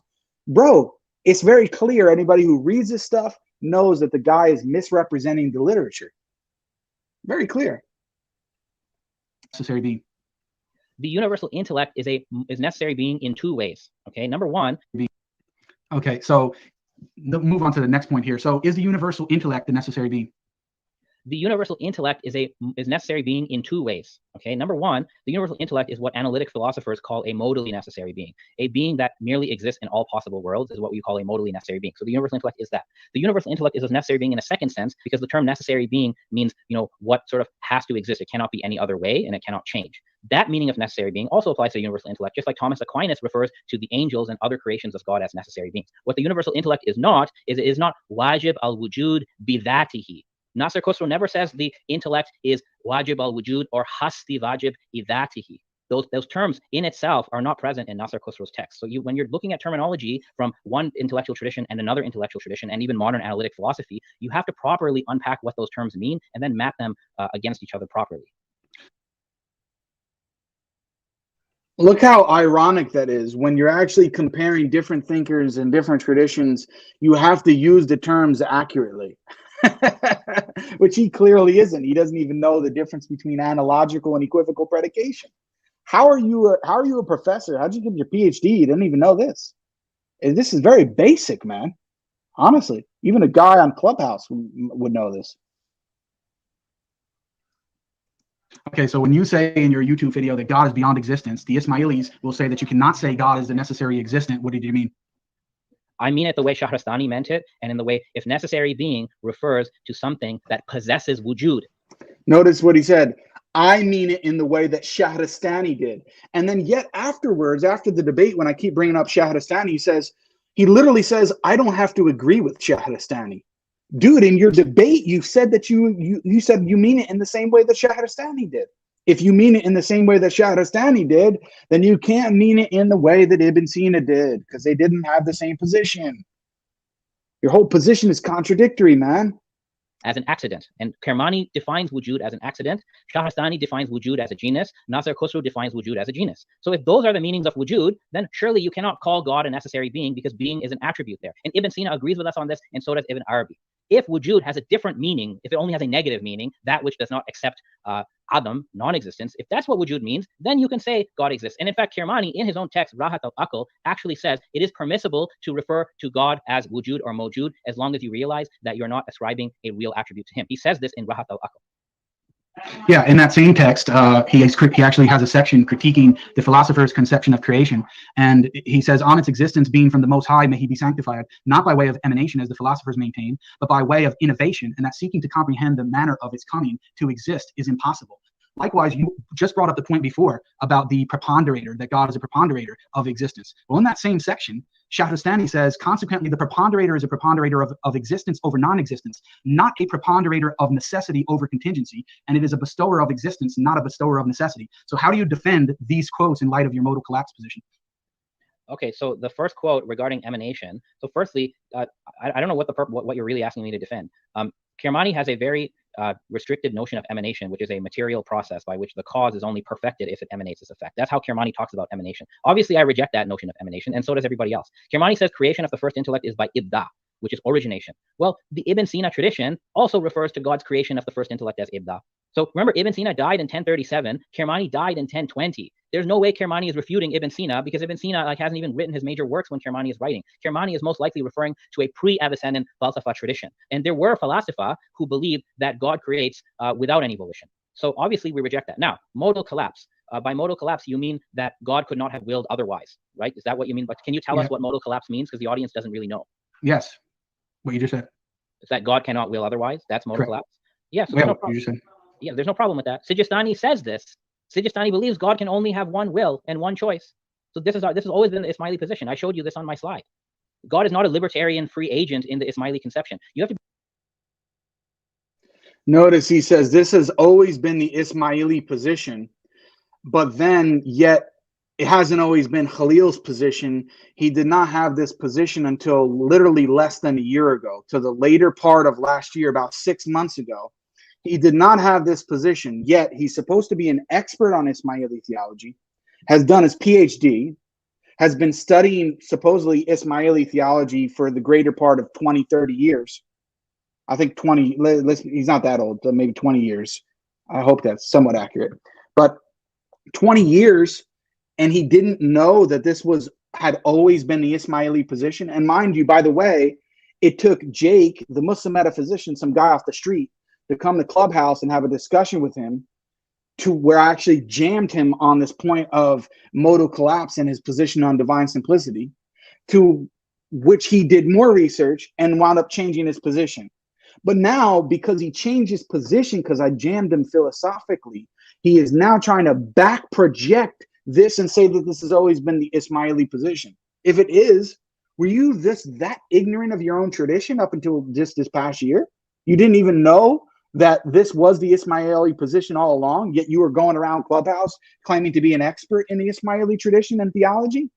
And you didn't even know that this was always the Ismaili position? It's a joke. You didn't know it because it's not clear in your texts. Very simple.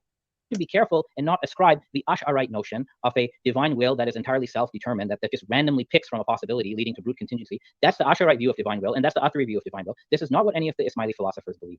The difference, if any, between the Ismaili view and the Avicennan view is how they articulate the fact that creation could not have been otherwise. And again, modal collapse is not a problem for us. Even if everything other than God is modally necessary, everything other than God is still dependent, because as you said, everything in and of itself lacks preponderation for its existence. So God is the preponderator, as Shahrastani says. So even if God preponderates the existence of everything such that everything is modally necessary, everything is still dependent on God. So modal collapse really does not touch my worldview, the Ismaili worldview, or the Avicennan worldview. Okay, so question. So does Nasr al-Khusraw accuse the Mu'tazila, who believed in divine simplicity, of shirk based on the proposition that they attribute knowledge or knowing to the divine essence?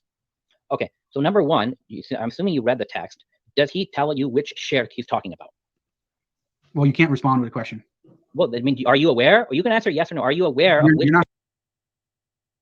So first, I tell him that you cannot respond with a question, and people think that well, you'll see in the next section when I have the back and forth with Khalil that Jake responds with questions. We'll see the difference.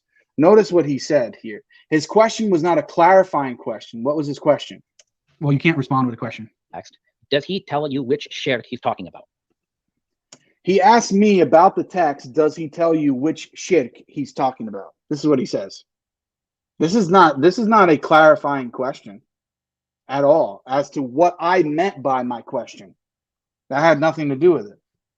Well, you can't respond with a question. Well, I mean, are you aware? Or you can answer yes or no. Are you aware? He's asking me if I'm aware of what the text says. That's not the same thing. You're not supposed to respond with a question. Okay, fine. As you said, I'm the amateur debater, right? It's fine. Yes, so let me tell you that. You are an amateur debater, and you're a joker too. Okay, because I don't think you know, or at least you would have mentioned it.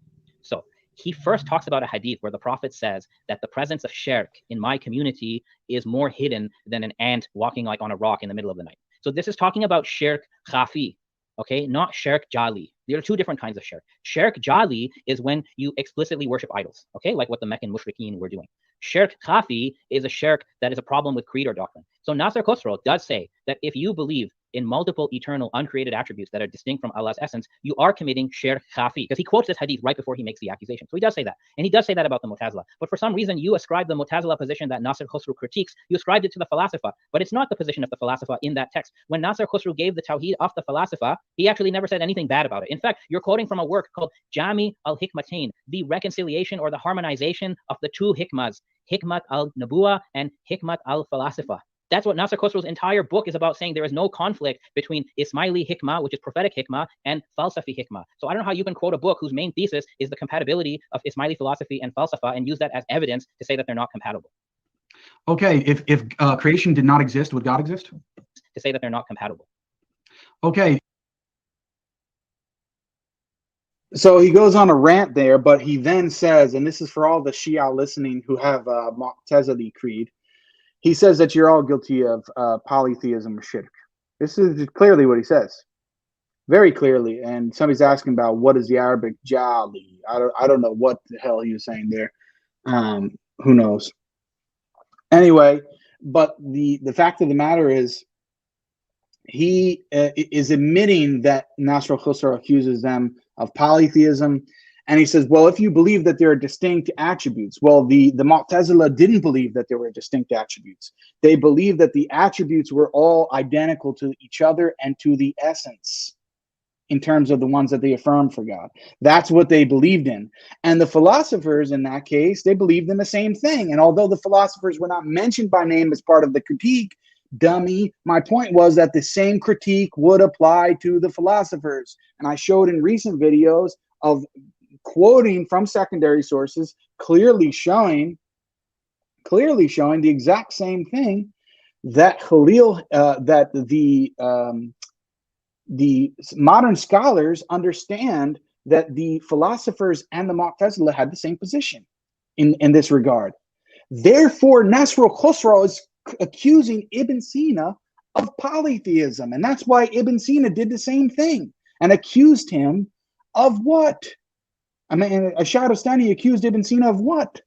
Of being a Trinitarian, believing in three gods. So come on, man. Just because when we say that one is hidden and the other is manifest, it doesn't matter. You say, oh, it's in a creedal manner rather than bowing down to an idol. Well, that's the same thing that you say to me. I don't bow down to idols, but you say that I'm guilty of polytheism because of the fact that I have deficiencies in my creed.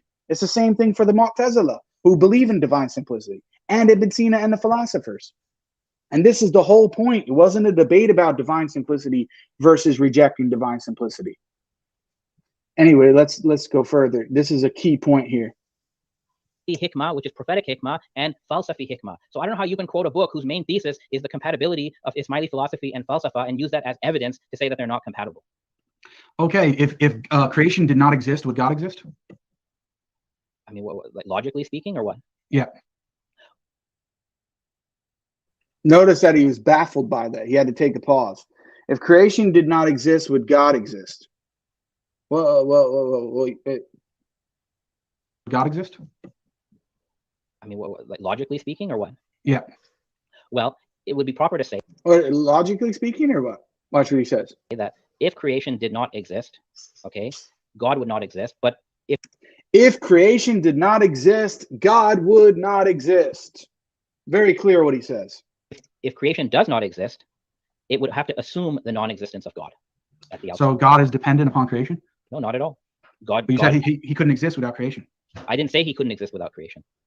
You just said he just said he couldn't. He didn't say that he couldn't exist without creation. Let's listen again what I asked him. Speaking or what? Yeah, did not exist. And use that as evidence to say that they're not compatible. Okay, if creation did not exist, would God exist? I mean, what, like logically speaking, or what?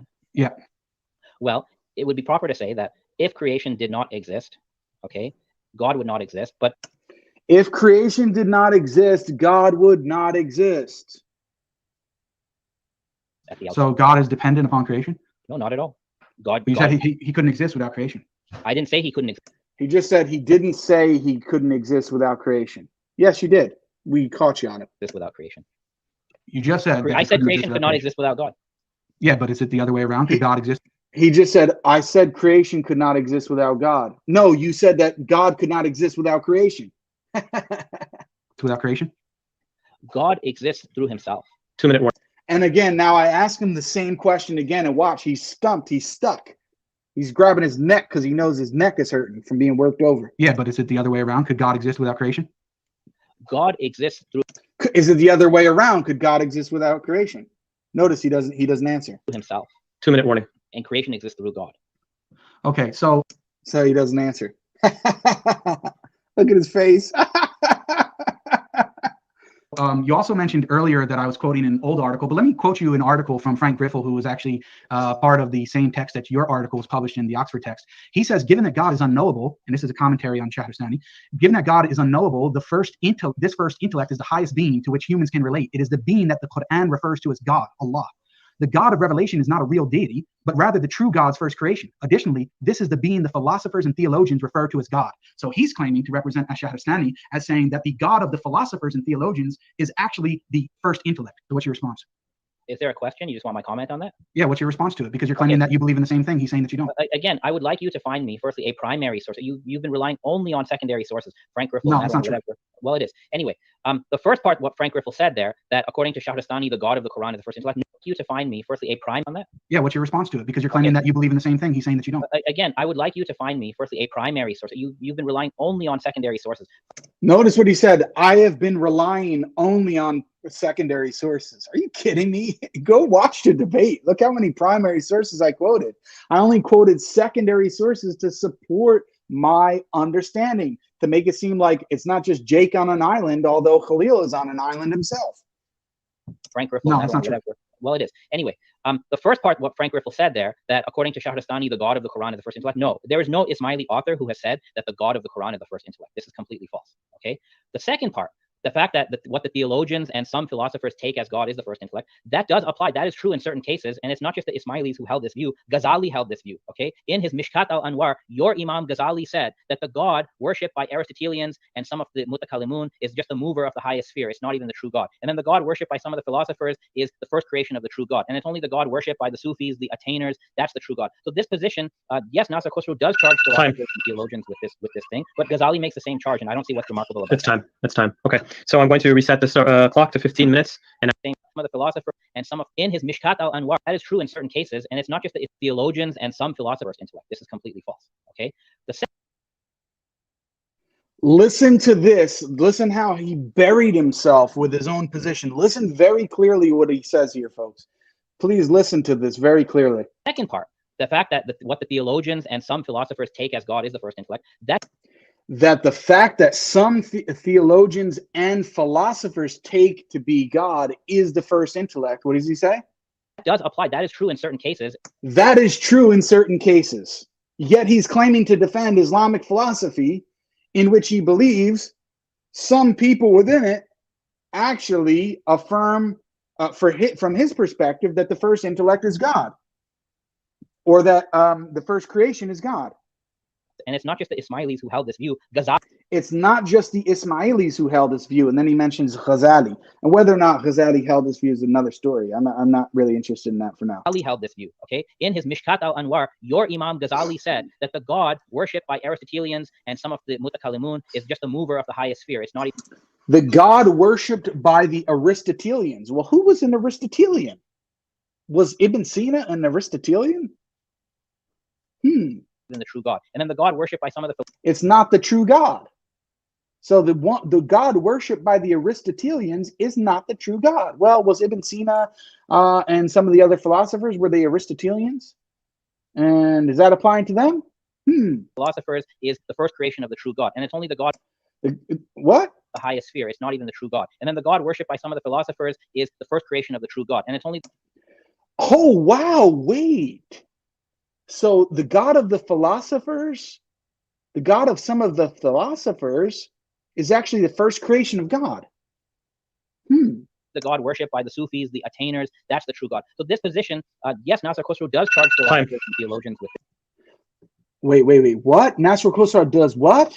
The attainers, that's the true God. So this position, yes, Nasser Khosrow does charge philosophers and theologians with this. Nasser Khosrow does charge philosophers and theologians with this position. That's what he said.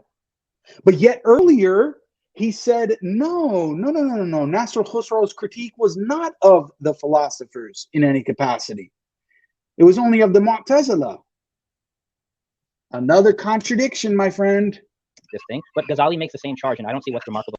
Yes, Nasser Khosrow does charge philosophers and theologians with this thing, but Ghazali makes the same charge, and I don't see what's remarkable about it. It's time. He says Ghazali does the same thing. Nasser Khosrow does it, but Ghazali does the same thing. I don't see what's remarkable about it. What's remarkable about it is you're claiming to defend Islamic philosophy, some of which the people under it would fall under this critique, in which you're refuting your own position, saying that they all have the same view. In fact, you're admitting that Nasser Khosrow is saying that they worship a different God. That's the point. Woo! Went right over his head. Way over his head on that one. Okay, so I'm going to reset this. Unbelievable, man. Unbelievable. He doesn't realize how he just refuted his entire position and lost the debate. Start clock to 15 minutes, and now we're going to switch. Now watch the moderation. Did you see the moderation? How there was no moderation really in that part of it? Let's see how much moderation there is or lack thereof in this part from Mr. Javed Hashmi or Javad, whatever his name is, another clown joker, because you'll see how he handles this cross-examination for Khalil. Even notice what he says at the start of this. Listen how he presents it and opens it up for Khalil. Dr. Khalil Andani is going to put Jake, the Muslim Metaphysician, to reset the clock to 15 minutes, and now we're going to switch. Now, Dr. Khalil Andani is going to put Jake, the Muslim Metaphysician, in the hot seat. All right, ready? 15 minutes. Here I go. Listen. Oh, and now we're going to switch it, and we're going to put Khalil Andani is going to put Jake, the Muslim Metaphysician, in the hot seat, and you can tell he's got a smile on his face. He's kind of giggling or laughing about it. You're a joker, man. You didn't even come into this and try to fairly moderate the debate. This was a complete joke. Would never have somebody like this clown again as a moderator. Okay, thank you, Jake. Let's begin with attributes and cut to the chase. You hold that God's attributes are distinct, not identical to God's essence. So do the attributes depend on God's essence, or are they ase, necessary in themselves? So notice what he says. Do the attributes depend upon God's essence, or are they ase in and of themselves? Right? This is what he's asking. Now, if you've seen my recent video, I go over through all the different types of dependence. In what meaningful way can we say yes? In what meaningful way can we say no, etc. So it's the point here, and people thought maybe I was waffling or didn't want to answer the question. I have no problem answering the question. My position on this has been clear publicly, at least on Clubhouse, for quite some time. And so I don't really have any issue with it. The problem is he's trying to use a dirty word or a perceived dirty word like dependence, which is also ambiguous, which can have multiple meanings, to try to ask it in such a way that I say yes, and then, oh, ha, ha, ha, he believes God is dependent. No, it's not going to fly like that. I wanted to force him to clearly define his terms first before I answer the question. What do you mean by depend? And I say, what do you mean by depend? Now, that isn't asking him, hey, Khalil, did you read this book and what was your understanding from this book? I didn't ask that. I asked, what do you mean by depend? Meaning, I'm clarifying what is the meaning of your question. This is perfectly allowed to do in a cross-examination. Does the existence of an attribute of Allah depend on the essence? In the same way that for you, the existence of creation or God's existence depends on the existence of creation. I just mean either. So what I'm referring to there is a counterfactual dependence. I'm saying that this is okay. The attributes depend on God's essence or they don't. Which is it? Yes, in the same way that you would say that God's existence depends upon creation. I don't say that though. So I want to clear. And so I'm saying that he says he doesn't say that, even though he just did in the past cross-examination section. The reason why I asked it towards the end is because I knew he was going to open up with this, and I would already have it him locked down on this point. I said that before. I didn't say that. Well, there's a tape here, so we'll watch. Exactly. So I'm going to take it that you said the attributes depend on the essence to exist. Okay. I didn't say that. You just said that. No, I didn't. Okay. I'm going to ask you again. Are the attributes of Allah, are they? I didn't say that. You just said that. No, I didn't. Okay. I'm going to depend on the essence to exist. Okay. I didn't say that. You just said that. No, I didn't. Okay. I'm going to ask you again. When I say no, I didn't, it's in the context of what he's trying to derive from me saying that they depend on each other, or that the attributes depend on the essence. Are the attributes of Allah, are they ase or not ase? That's a different question. Are you conflating? Okay, I'm changing the question. Answer my question. Why are you changing the question? Because that's my right. Answer. So there, when I said, why are you changing the question, that actually, to be critical of myself, that was, I shouldn't have asked that. That was a wrong question to ask, because that was not a clarifying question. Answer my question. Okay, so what's your new question? I already stated it. Moderator, he's just evading here. He's not answering my question. What's your question? Are each distinct divine attribute, is it dependent on God's essence or is it ase? Depends what you mean by depend. The divine essence. See, again, because he keeps stating it in terms of dependence and then mentioning aseity at the same time, I want to be clear on what he means by depend. Is the necessary and sufficient condition for that attribute, and you're not allowed to ask me a question. I want to answer. So now he says, now he's basically saying one is the condition for the other, is what he's trying to say. Answer now, or I'm going to take it that you forfeit the question because you cannot defend your creed. I answered you. I said it depends what you mean by. So he asked me a question, and I said I answered you, and then I start responding, and look, he's cutting me off. I want to answer now, or I'm going to take it that you forfeit the question because you cannot. I want an answer now. I'm going to take it that you forfeit the question. Defend your creed. I answered you. I said it depends what you mean by depend. You have not answered my question. I'm going to give you one last chance. I'm going to give you one more chance. Listen, I'm. So he's interrupting me now. It's a back and forth. There's no coming in from the moderator whatsoever here. I'm able to respond, am I not? You're not responding. You keep yes, saying I'm responding. It depends what you mean by depend. Is it that you have a special definition of dependence that I don't share and that you can't proceed with your argument unless I agree with your definition? Is that your problem? I've already used the term depend throughout the. So you define dependence and you tell me, do the attributes depend on the essence or not? I just told you in the sense that you just said that creation depends on God and God depends on creation. Creation depends on. Okay, hold on. So just let's make some breakthrough here. So creation depends on God. I said that, yes? Are you saying that the attributes depend on the essence the same way creation depends on God? I'm saying there's a counterfactual dependence. Yeah, that doesn't matter though. So this is irrelevant. Do the no, attributes? He says it's irrelevant. It's not irrelevant. Are they ase or not? You're not answering the question. You asked me about dependence, and I'm answering you. I'm saying there's a counterfactual dependence of one not existing without the other. Let me define it for you. I say creation cannot exist by itself. It can only exist if God first exists. Okay? And is that a counterfactual dependence? It doesn't matter what counterfactual dependence doesn't cover this. Questions should be one way. I'm talking about grounding relations. Okay, God is the ground. So notice Javad is coming in saying questions should be one way here. For the existence of the first intellect. Would you agree that God's essence is the ground for the attributes? Grounding relations are one way. Okay, so now he's mentioning grounding relations. Which he did not mention the terms grounding relations at all up until this point. He did not mention it until now. So now you're asking about grounding relations. Is that yes. See, this is my point. Now you're asking about grounding relations. This is a different question now. You meant by dependence? Yes, are the attributes grounded by God's essence? In the sense that they cannot exist without the other, but we don't say it's a causal dependency. I don't care what you say. I don't care what you say. So you said. So now he says, when I'm answering the question and I'm still talking, he interrupts me and says, I don't care what you say. Okay, you don't care what I say. Why are you debating me? Why are you asking me a question even? Care what I say? Well, why are you I asking don't me a care. question then? Next question. Okay, so you said yes, they depend. You say it's not. No, I I said it's don't not a care. causal dependency. There's That's no fine. causal It dependency. doesn't matter. It doesn't matter. The It's a point counterfactual dependency. it doesn't matter. The point is the attributes depend on the essence. They do not exist on their Only own. in the sense that they can't exist without each other. Okay, so the attributes are not ase. What? The attributes are not ase. Is that a question or a statement? Yeah, agree or disagree? In what sense? What do you mean by Are this? the attributes the attributes are dependent on the essence, so they do not have aseity. In the sense that they can't exist without the other. Okay, good. Now, if something is not ase, can it be God?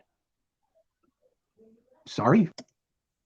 So here, if you watch my most recent video, I go through this in quite a bit of detail. Counterfactual dependence is no problem. A grounding relation of the quote-unquote attributes on the or the quote-unquote parts, which are the attributes on the whole. This is not a problem from our perspective. The essence grounding the attributes in the sense that the attributes subsist in the essence. We don't have any problem with that whatsoever. What, can you repeat If that? something is not ase, is it contingent? Anything that's not God, is it contingent? Is that the question? Yes. Yeah, sure. Okay, so therefore the attributes are contingent. So you believe Why? in contingent Why? because they're not ase. So my question to When you did you is, So then he does the same thing there. Anything that is not God, meaning other than God or identical to God, that's the way he's portraying other. So again, as I explained, what Sheikh al-Islam explains in the same text about the term other and how it's used, they use it differently than we do. When we say other, we're talking about inseparable or separability condition. You didn't say ase, you said not God, and then you switched it with ase. I said again, you already said it. No, you switched it. You just did a bait and switch. I said, are the You asked me attributes if anything other than God is contingent, and I said yes, and then you tried to impute that and say that means that's referring to the No, attributes. I said if something is not ase, is it contingent? You said yes. You So notice he tried to say it, but he asked the question and I answered it, but then he interpreted it in his own manner. That's the point that I'm making. already said the attributes are not ase, so the attributes are contingent. So your God has contingent attributes. No, not at all. The term God itself includes the essence and the attributes. So how are you separating them? Oh, you should have said that before, my friend. We would have saved so much time. And he's so shocked here that when I say God, that means that includes the essence and the attributes. What did you think? Obviously, you know I didn't believe in divine simplicity, so of course when I say God, it includes both. I mean, it's a joke that he is shocked by this. Save so much time with what? You can't. Yeah, it seems like you're having difficulty. You're having difficulty. I was under the impression that for you, let Khalil speak. I was under the impression that for you. Yeah, I'll let him speak if you ask me. I was save so much time. Save so much time with what? You can't. Yeah, it seems like you're having difficulty. You're having difficulty. I was under the impression that for you. Let Khalil speak.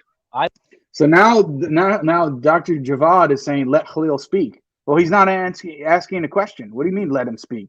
I was responding to his question. It's a joke, this waste of space. I was under the impression that for you. Yeah, I'll let him speak if you ask me a question. Okay, so God is the essence. God is the essence and the attributes. The term God, we don't divorce them from each other. Okay, so God is the essence and the attributes. Okay. Of course. I mean, this is so basic, honestly. Okay, and the attributes are not ase. So your God has. When did I say that they're not ase? You said they're not ase. Okay, do you want to say the attributes are ase? I didn't use this terminology. The problem is you keep changing this question. You're saying ase, then you're using dependent, then you're using the word God. It's the same thing. Aseity is independence. Yeah, you just had a debate with Bo Branson of saying aseity is independence. You just did that, and now you're changing it. It's not the same thing. You keep changing it. Do you change your position whether you debate Bo Branson or me? The term God includes both. So you can't separate them. Okay, thank you for clarifying. So I said it 3 times. Thank you. So God includes an essence and multiple real distinct attributes, correct? God, the term God. Yeah, I'm just repeating what you said. God includes the essence and multiple. He's asking me the same question that I already answered 3 times. I mean, what the hell? Real distinct attributes. Yes? Distinct in what sense? The attributes are not identical to the essence and not identical to one another. Correct. Okay, so therefore your God is a conglomerate of different entities. Thank you for confirming that. Next, I'm going to move on now. Okay, you just asked me about necessary creation, right? So here, can I just state my view of what I mean by creation is necessary, and you can comment on it if that's okay? Go ahead. So my view is this, okay? The will of God is necessary. Every decision, choice that God has made could not have been any other way, okay? It's the best possible choice. And any choice God has made, it is impossible to conceive that it could have been other way. This is my position. Is that position compatible with Islam according to you or not?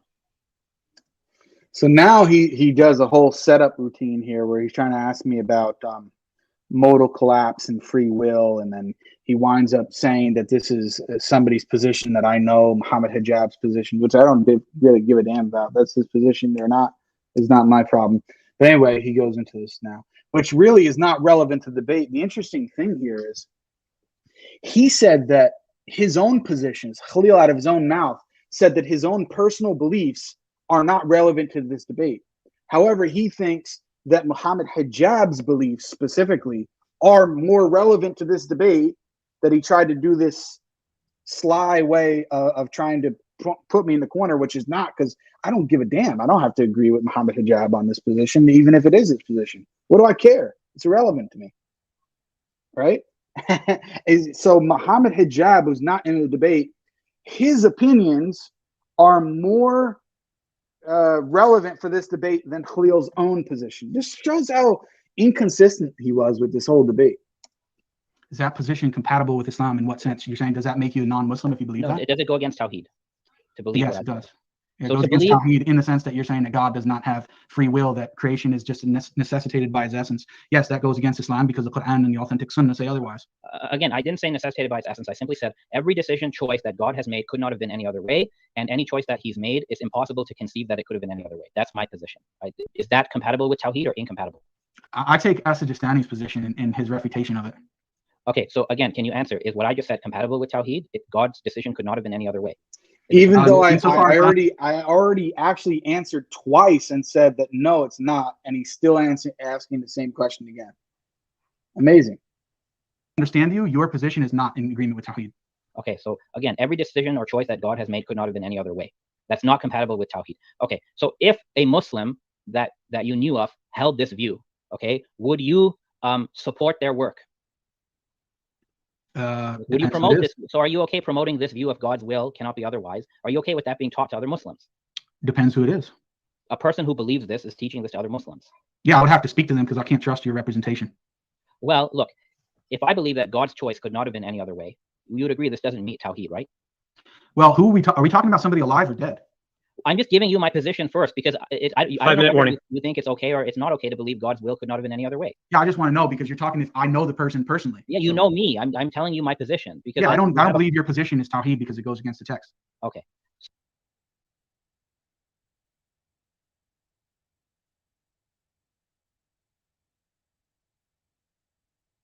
He keeps asking me in many different ways. Okay, is this? I said several different times in 5 different ways that this is, I don't agree with this position and that it's not tawhid. I mean, how many times do you want me to say it? It's ridiculous. So my question for you then is, why is it the case that you work for someone who has the exact same position of tawhid on God's will not being any other way as me? I actually just read to you verbatim what I read to you, the words of Muhammad Hijab in his London Nia video published 6 months ago. You can go see it. He literally says what I just said. So Muhammad Hijab is teaching a view of tawhid that you think is not tawhid, yet you go and work for the Sapiens Institute. So are you just being inconsistent here? Yeah, I can read it. Quote, go ahead, read it. Go ahead. The will of God, since it's an attribute of the necessary existence, it must also be what? Necessary. Every decision, choice that God has made could not have been any other way. Since his wisdom and knowledge is perfect, you couldn't conceive that the results be any other way. It's the best possible choice that could be made. It's necessary. Any choice that God has made, it's impossible to conceive that it could have been any other way. You just said this position is against tawhid. You work for someone, your Ustad Muhammad Hijab, who preaches this on YouTube. He's not my Ustad. Well, you work for him, so I think you're being utterly inconsistent. So he just said that he's just saying that Muhammad Hijab is my Ustad, which he's not. No disrespect to him. He's a friend, but he's not my Ustad. And that I work for him. I don't know in what capacity I'm working for him. He hasn't cut me any check last time I checked. That because he has a different position on this issue, what does that mean? How is that related to this debate? This debate is about Athari creed versus Ismaili Neoplatonism. And the interesting thing is both Bo Branson, who I've messaged, and he lately he hasn't been responding to my messages, so we'll give him the benefit of the doubt. But Mr. Andani here, Khalil the Kafir, they both think that someone's position who's not even in the debate, his personal beliefs, who's a contemporary, who's a friend, is actually more relevant than their own beliefs in their own debates. I mean, what are we talking about? It's a complete joke, and you guys are supposed to be academics? Really? Unbelievable. You're saying he's my employer and I work for him and he's my Ustad? Where did I say that? Of course, you teach for someone who preaches this necessary. Where did I ever say that? You condemn. Where did I ever say that? You just said it's not in line with tawhid. Oh, you're claiming that he's my ustad. How is he my It doesn't ustad? matter. You work with institutions. It is, because you're making false I statements. cannot take your Guys, get back objections back on necessarily course, seriously. please. Sorry, can I say something? Can I say something real quick? So here's the whole point. What Khalil the Kafir is trying to do is trying to pin me against Muhammad Hijab as a rhetorical part in this debate. This is all rhetoric. This has nothing to do with the substance of the debate whatsoever, right? And then Javad is, oh, get back on course. Get back on course. I mean, what are you talking about, man? This guy's interrupting me. He's just, everything he's saying here is irrelevant. Because this is a bit messy. So if you can keep it to questions, and then Jake, like, let him take like Okay. Well, an uninterrupted minute, unless he doesn't need it. Yeah. Okay. Let's just keep going then. Okay. All right. Let us talk about. Do you, Jake, in accordance with your creed, where is Allah? He's above the throne. Where's the throne? What do you mean, where's the throne? Where's It's the highest throne? point, the highest point of Can creation. you point me in the direction of Allah according to your creed? It's the highest point of creation. Can you point with your finger? So again, another rhetorical device where he's asking me our position on where's Allah. Allah is above the creation. He's outside of creation. He's above the throne. And I answer very clearly. And then he says, well, can you point? Can you point towards it? And again, he wants me to point up and say, oh, Allah subhanahu wa ta'ala is above the creation. Point up. So what? They could screenshot it and, make a joke out of it. It's a mockery, dude. That's all it is. Same thing with Muhammad Hijab thing. Same thing with this. It's just a rhetorical device. Honestly, joke. According to the hadith of your creed, where is Allah? Can you point? Yes, in the same way that Abdul Qadir al-Jilani also said the same thing when he quoted the hadith. It doesn't matter. Am I allowed to? So notice when I was still speaking, he cut me off. Let's notice that again. It's the highest point of creation. Can you point with your finger according to the hadith of your creed? Where is Allah? Can you point? Yes, in the same way that Abdul. So he asked me a question. Can I point to it? Can I point to Allah being above the throne? Can I point in that direction? Point with your finger according to the hadith of your point creed. with my Where finger. Can you point? Yeah. He wants me to do the same thing that's mentioned in the hadith. Well, Khalil doesn't probably believe in the hadith. Fair enough. But as Sunnis, we believe in the hadith, and the woman did this right in front of the Prophet, and he commended her and freed her. She was a slave, right? So the fact of the matter is, I'm not doing anything different than the girl did in front of the Prophet. What's the problem? No problem from my perspective. Yes, in the same way that Abdul Qadir. So I start answering. Khalil's quiet, and I start answering, but he doesn't like what I'm saying. I say in the same way that Abdul Qadir al-Jilani, and the reason I'm saying this is because he directly quotes this hadith, affirms it, and I mention Abdul Qadir al-Jilani in reference to something previous in the debate where he's trying to claim that he was a Neoplatonist. You kidding me? Right? And then when I go on to quote what he said in reference to this, he cuts me off. Al-Jilani also said the same thing when he quoted the hadith. It doesn't matter. He says, oh, can you point? It doesn't matter. Here's the thing. Even if you think that I'm not answering your question, the rule was I have 1 minute to respond. He couldn't control himself. He was like a rabid dog. Am I allowed to actually He's not answering my question. I said, am I allowed to actually respond to the question or not? What's going on here? He's not answering my question. He can just say, no, I can't point. He said, I'm not answering his question. If I'm not answering his question and I'm still speaking, the rule was you were supposed to allow me to speak for 1 minute uninterrupted. You didn't do that, and you didn't allow it. If you didn't want that to be the rule, you shouldn't have discussed it with me ahead of time and agreed that this was going to be the rule. And even right before the debate itself, before we went live, you yourself are the one who mentioned this and said that this was going to be the rule. And then yet you didn't stick to it. So that was your own fault that you lost the debate because you didn't even stick to the rules of the debate. So one second. Let me just mod for a second. So I think, and Dr. Javad, you can correct me if I'm wrong, but I think before we came on, we agreed that in the cross-examination, the person who answers is going to get an uninterrupted minute. Now, the issue is, I mean, clearly you're probably not going to agree with his answer, but I mean, it's not like one interrupted minute if you accept his answer. I have limited time, and he's evading my question. Yeah, the timer is stopped. I answered all of his questions. He's not answering my question. See, he's saying that I'm not answering his question. He doesn't get it. That whether I'm answering his question or not is irrelevant to him allowing me to speak to answer 1 minute interrupted.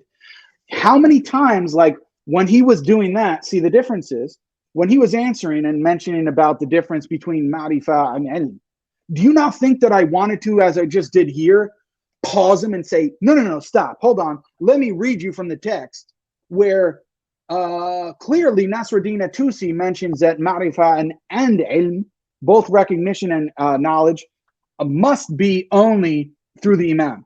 Do you think that I didn't want to do this? Or that when he was done even giving his answer, which I didn't agree with, I wanted to go and quote this book and tell him, no, you're not answering the question, or your answer is incorrect, or I don't agree with your answer and here's why.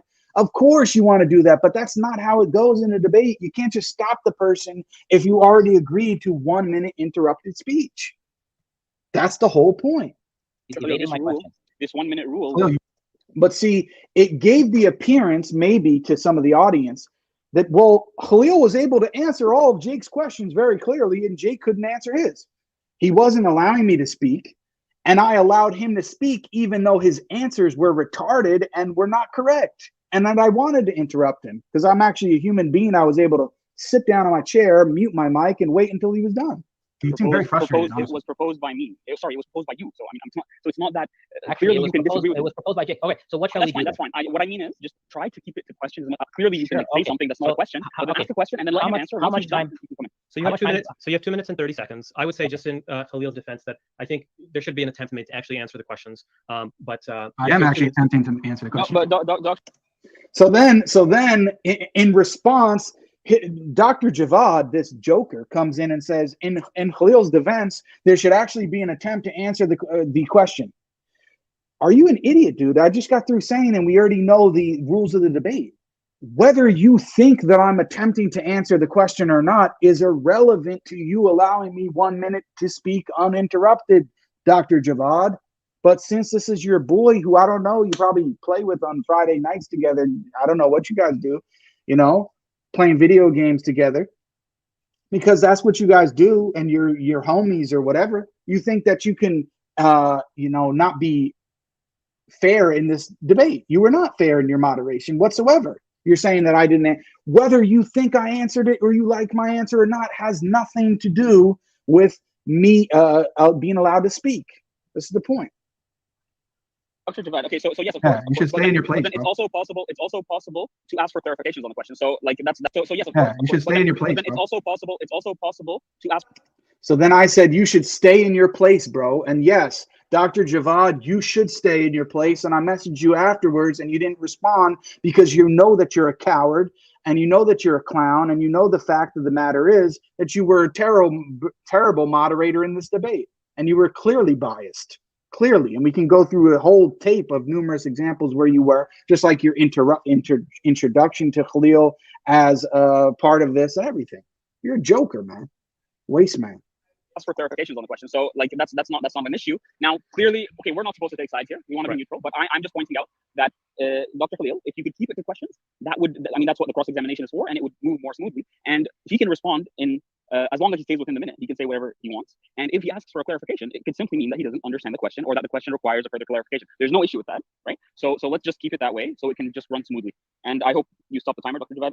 Yes, that sounds all good to me. And okay. Khalil, I think you made your point about Muhammad Hijab, but we don't need to keep litigating that. So let's start again at 2 minutes and 30 seconds. I'm going to restart it right now. Okay, please continue. Okay, are you able to point me in the direction of Allah's throne? He's on mute. So sorry about that. Yes, we can point to it. Alhamdulillah, just as Abdul Qadir al-Jilani stated earlier when he quoted the hadith, which you also mentioned, where the Prophet ﷺ approved the belief of the girl when he asked her, where is Allah subhanahu wa ta'ala? And she pointed to the heavens. Okay, can you point where is Allah right now? Yes, we can. Yeah, can you do it with your finger? Yeah, we point up. Okay, so Allah is up. Okay. Allah. You asked about the throne. Yes, it is. Okay, is the throne below Allah? No, when did I say that? The throne is not. So here he goes. All he wanted was, he kept asking in different ways to get me to go like this. That's what he clearly wanted. Now here, I made a mistake because I incorrectly heard him, which I addressed in a previous video here. And it made it seem like I contradicted myself, but I just misheard him. But you'll hear me when I repeat very clearly what my position is. Of course, if I believe Allah is above the throne, then I believe that the throne is below him. I just didn't hear him properly. Yes, about the throne. Yes, it is. Okay, is the throne below Allah? No, when did I say that? The throne is not. You. No, the throne is not. I mean, Allah subhanahu wa ta'ala. So he asked me, is the throne below Allah? And I thought he said, is the throne above Allah? Which obviously I would reject. So I misunderstood what he said there.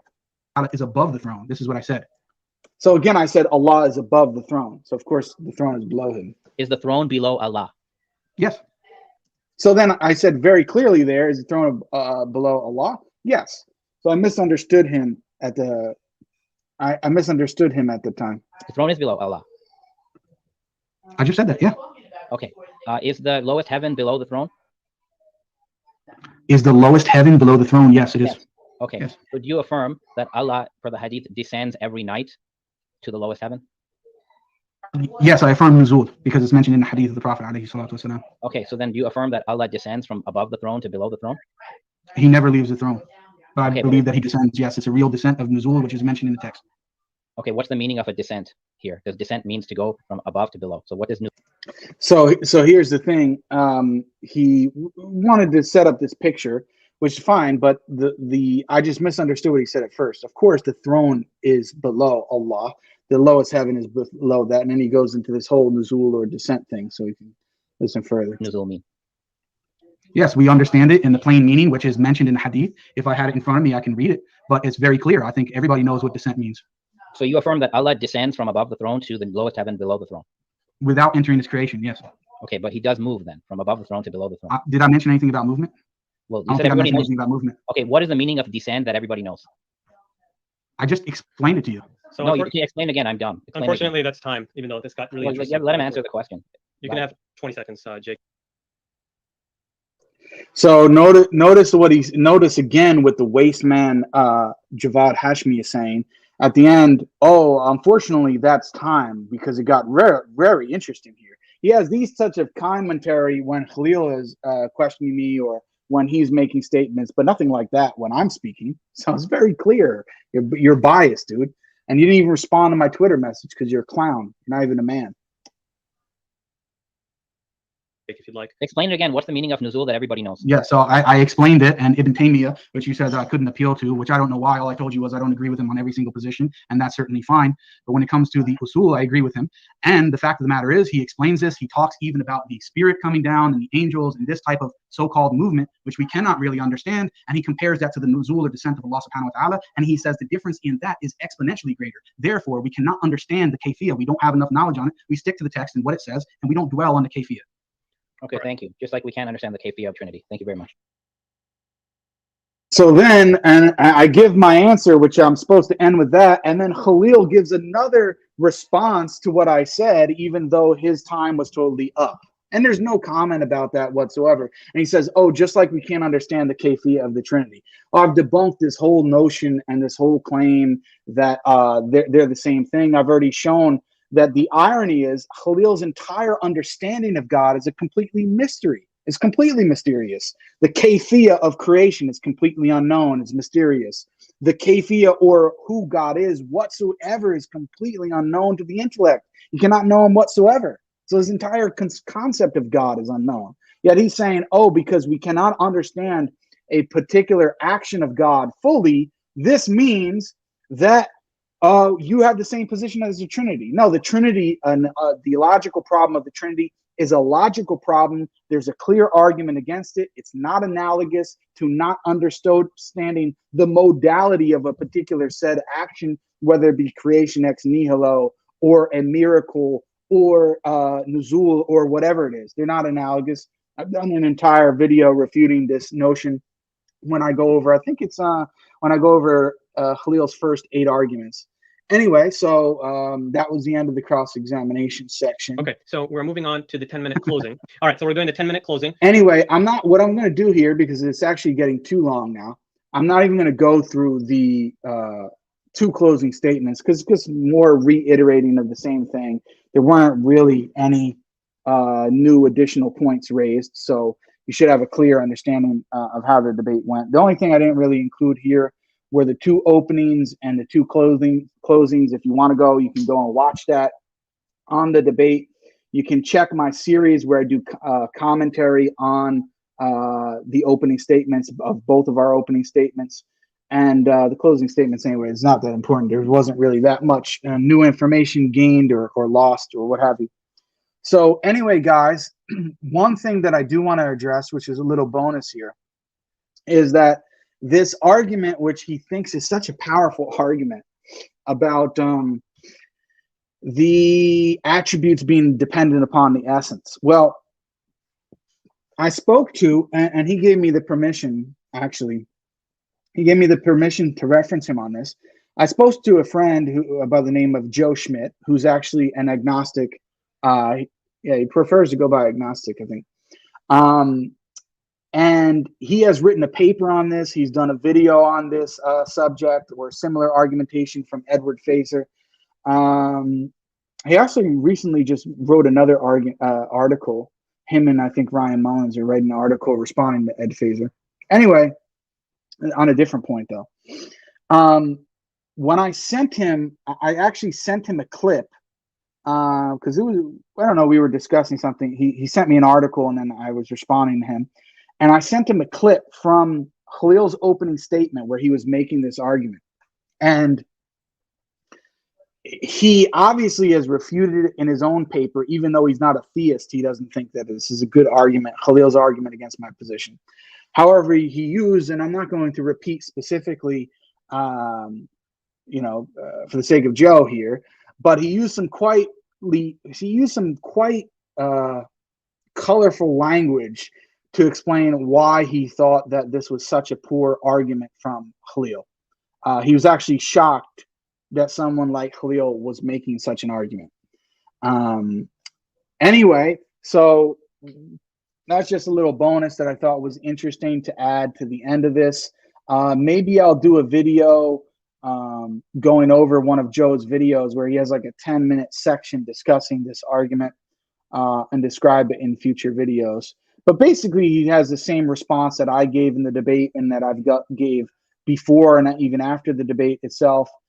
There's no problem in this grounding relation between the essence and the attributes, whole part type of thing. There's nothing whatsoever. It doesn't prove the notion that Khalil thinks he wants to, doesn't disprove my concept of God whatsoever.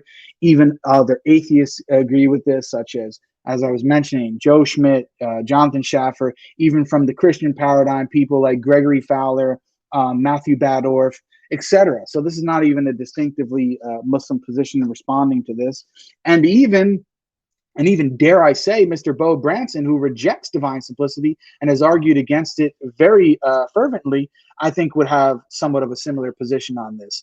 And no, it does not equate to the issue of me saying that the Son cannot be God because he's not Aseh, because the Son is actually a distinct being, a being that is made up of, according to Branson, two essences. So he is a being that is made up of two essences, whereas an attribute is not a being that is made up of two essences. They're not analogous whatsoever. One is actually caused by the other and the other isn't, right?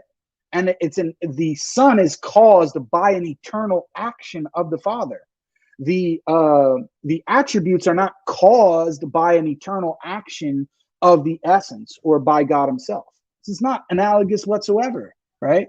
And also the attributes are inseparable from the essence. Now, I know that they want to say that the Son and the Spirit are inseparable from the Father and inseparable from the essence, but obviously that doesn't make any sense how that could even be the case, because we know that the Son becomes incarnate and the Father and the Spirit don't. And there are several other examples where it doesn't equal or it's not really consistent in their system. Anyway, that's a whole nother discussion.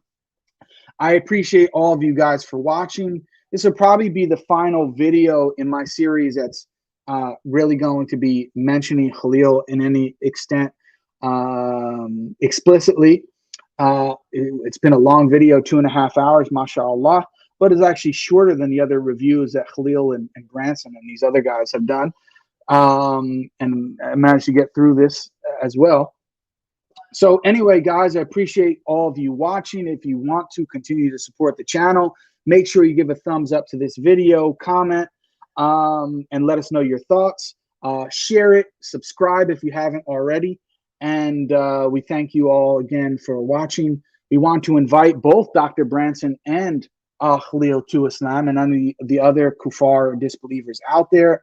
We disagree with you strongly, and we want you to accept the truth. I want you to accept the truth of Islam and avoid this false doctrine and false positions that you guys are ascribing to Allah subhanahu wa ta'ala, the creator of everything that exists. And we look forward to you, hopefully, if Allah subhanahu wa ta'ala guides you, to embracing Islam and, getting away from these false beliefs that you guys hold to.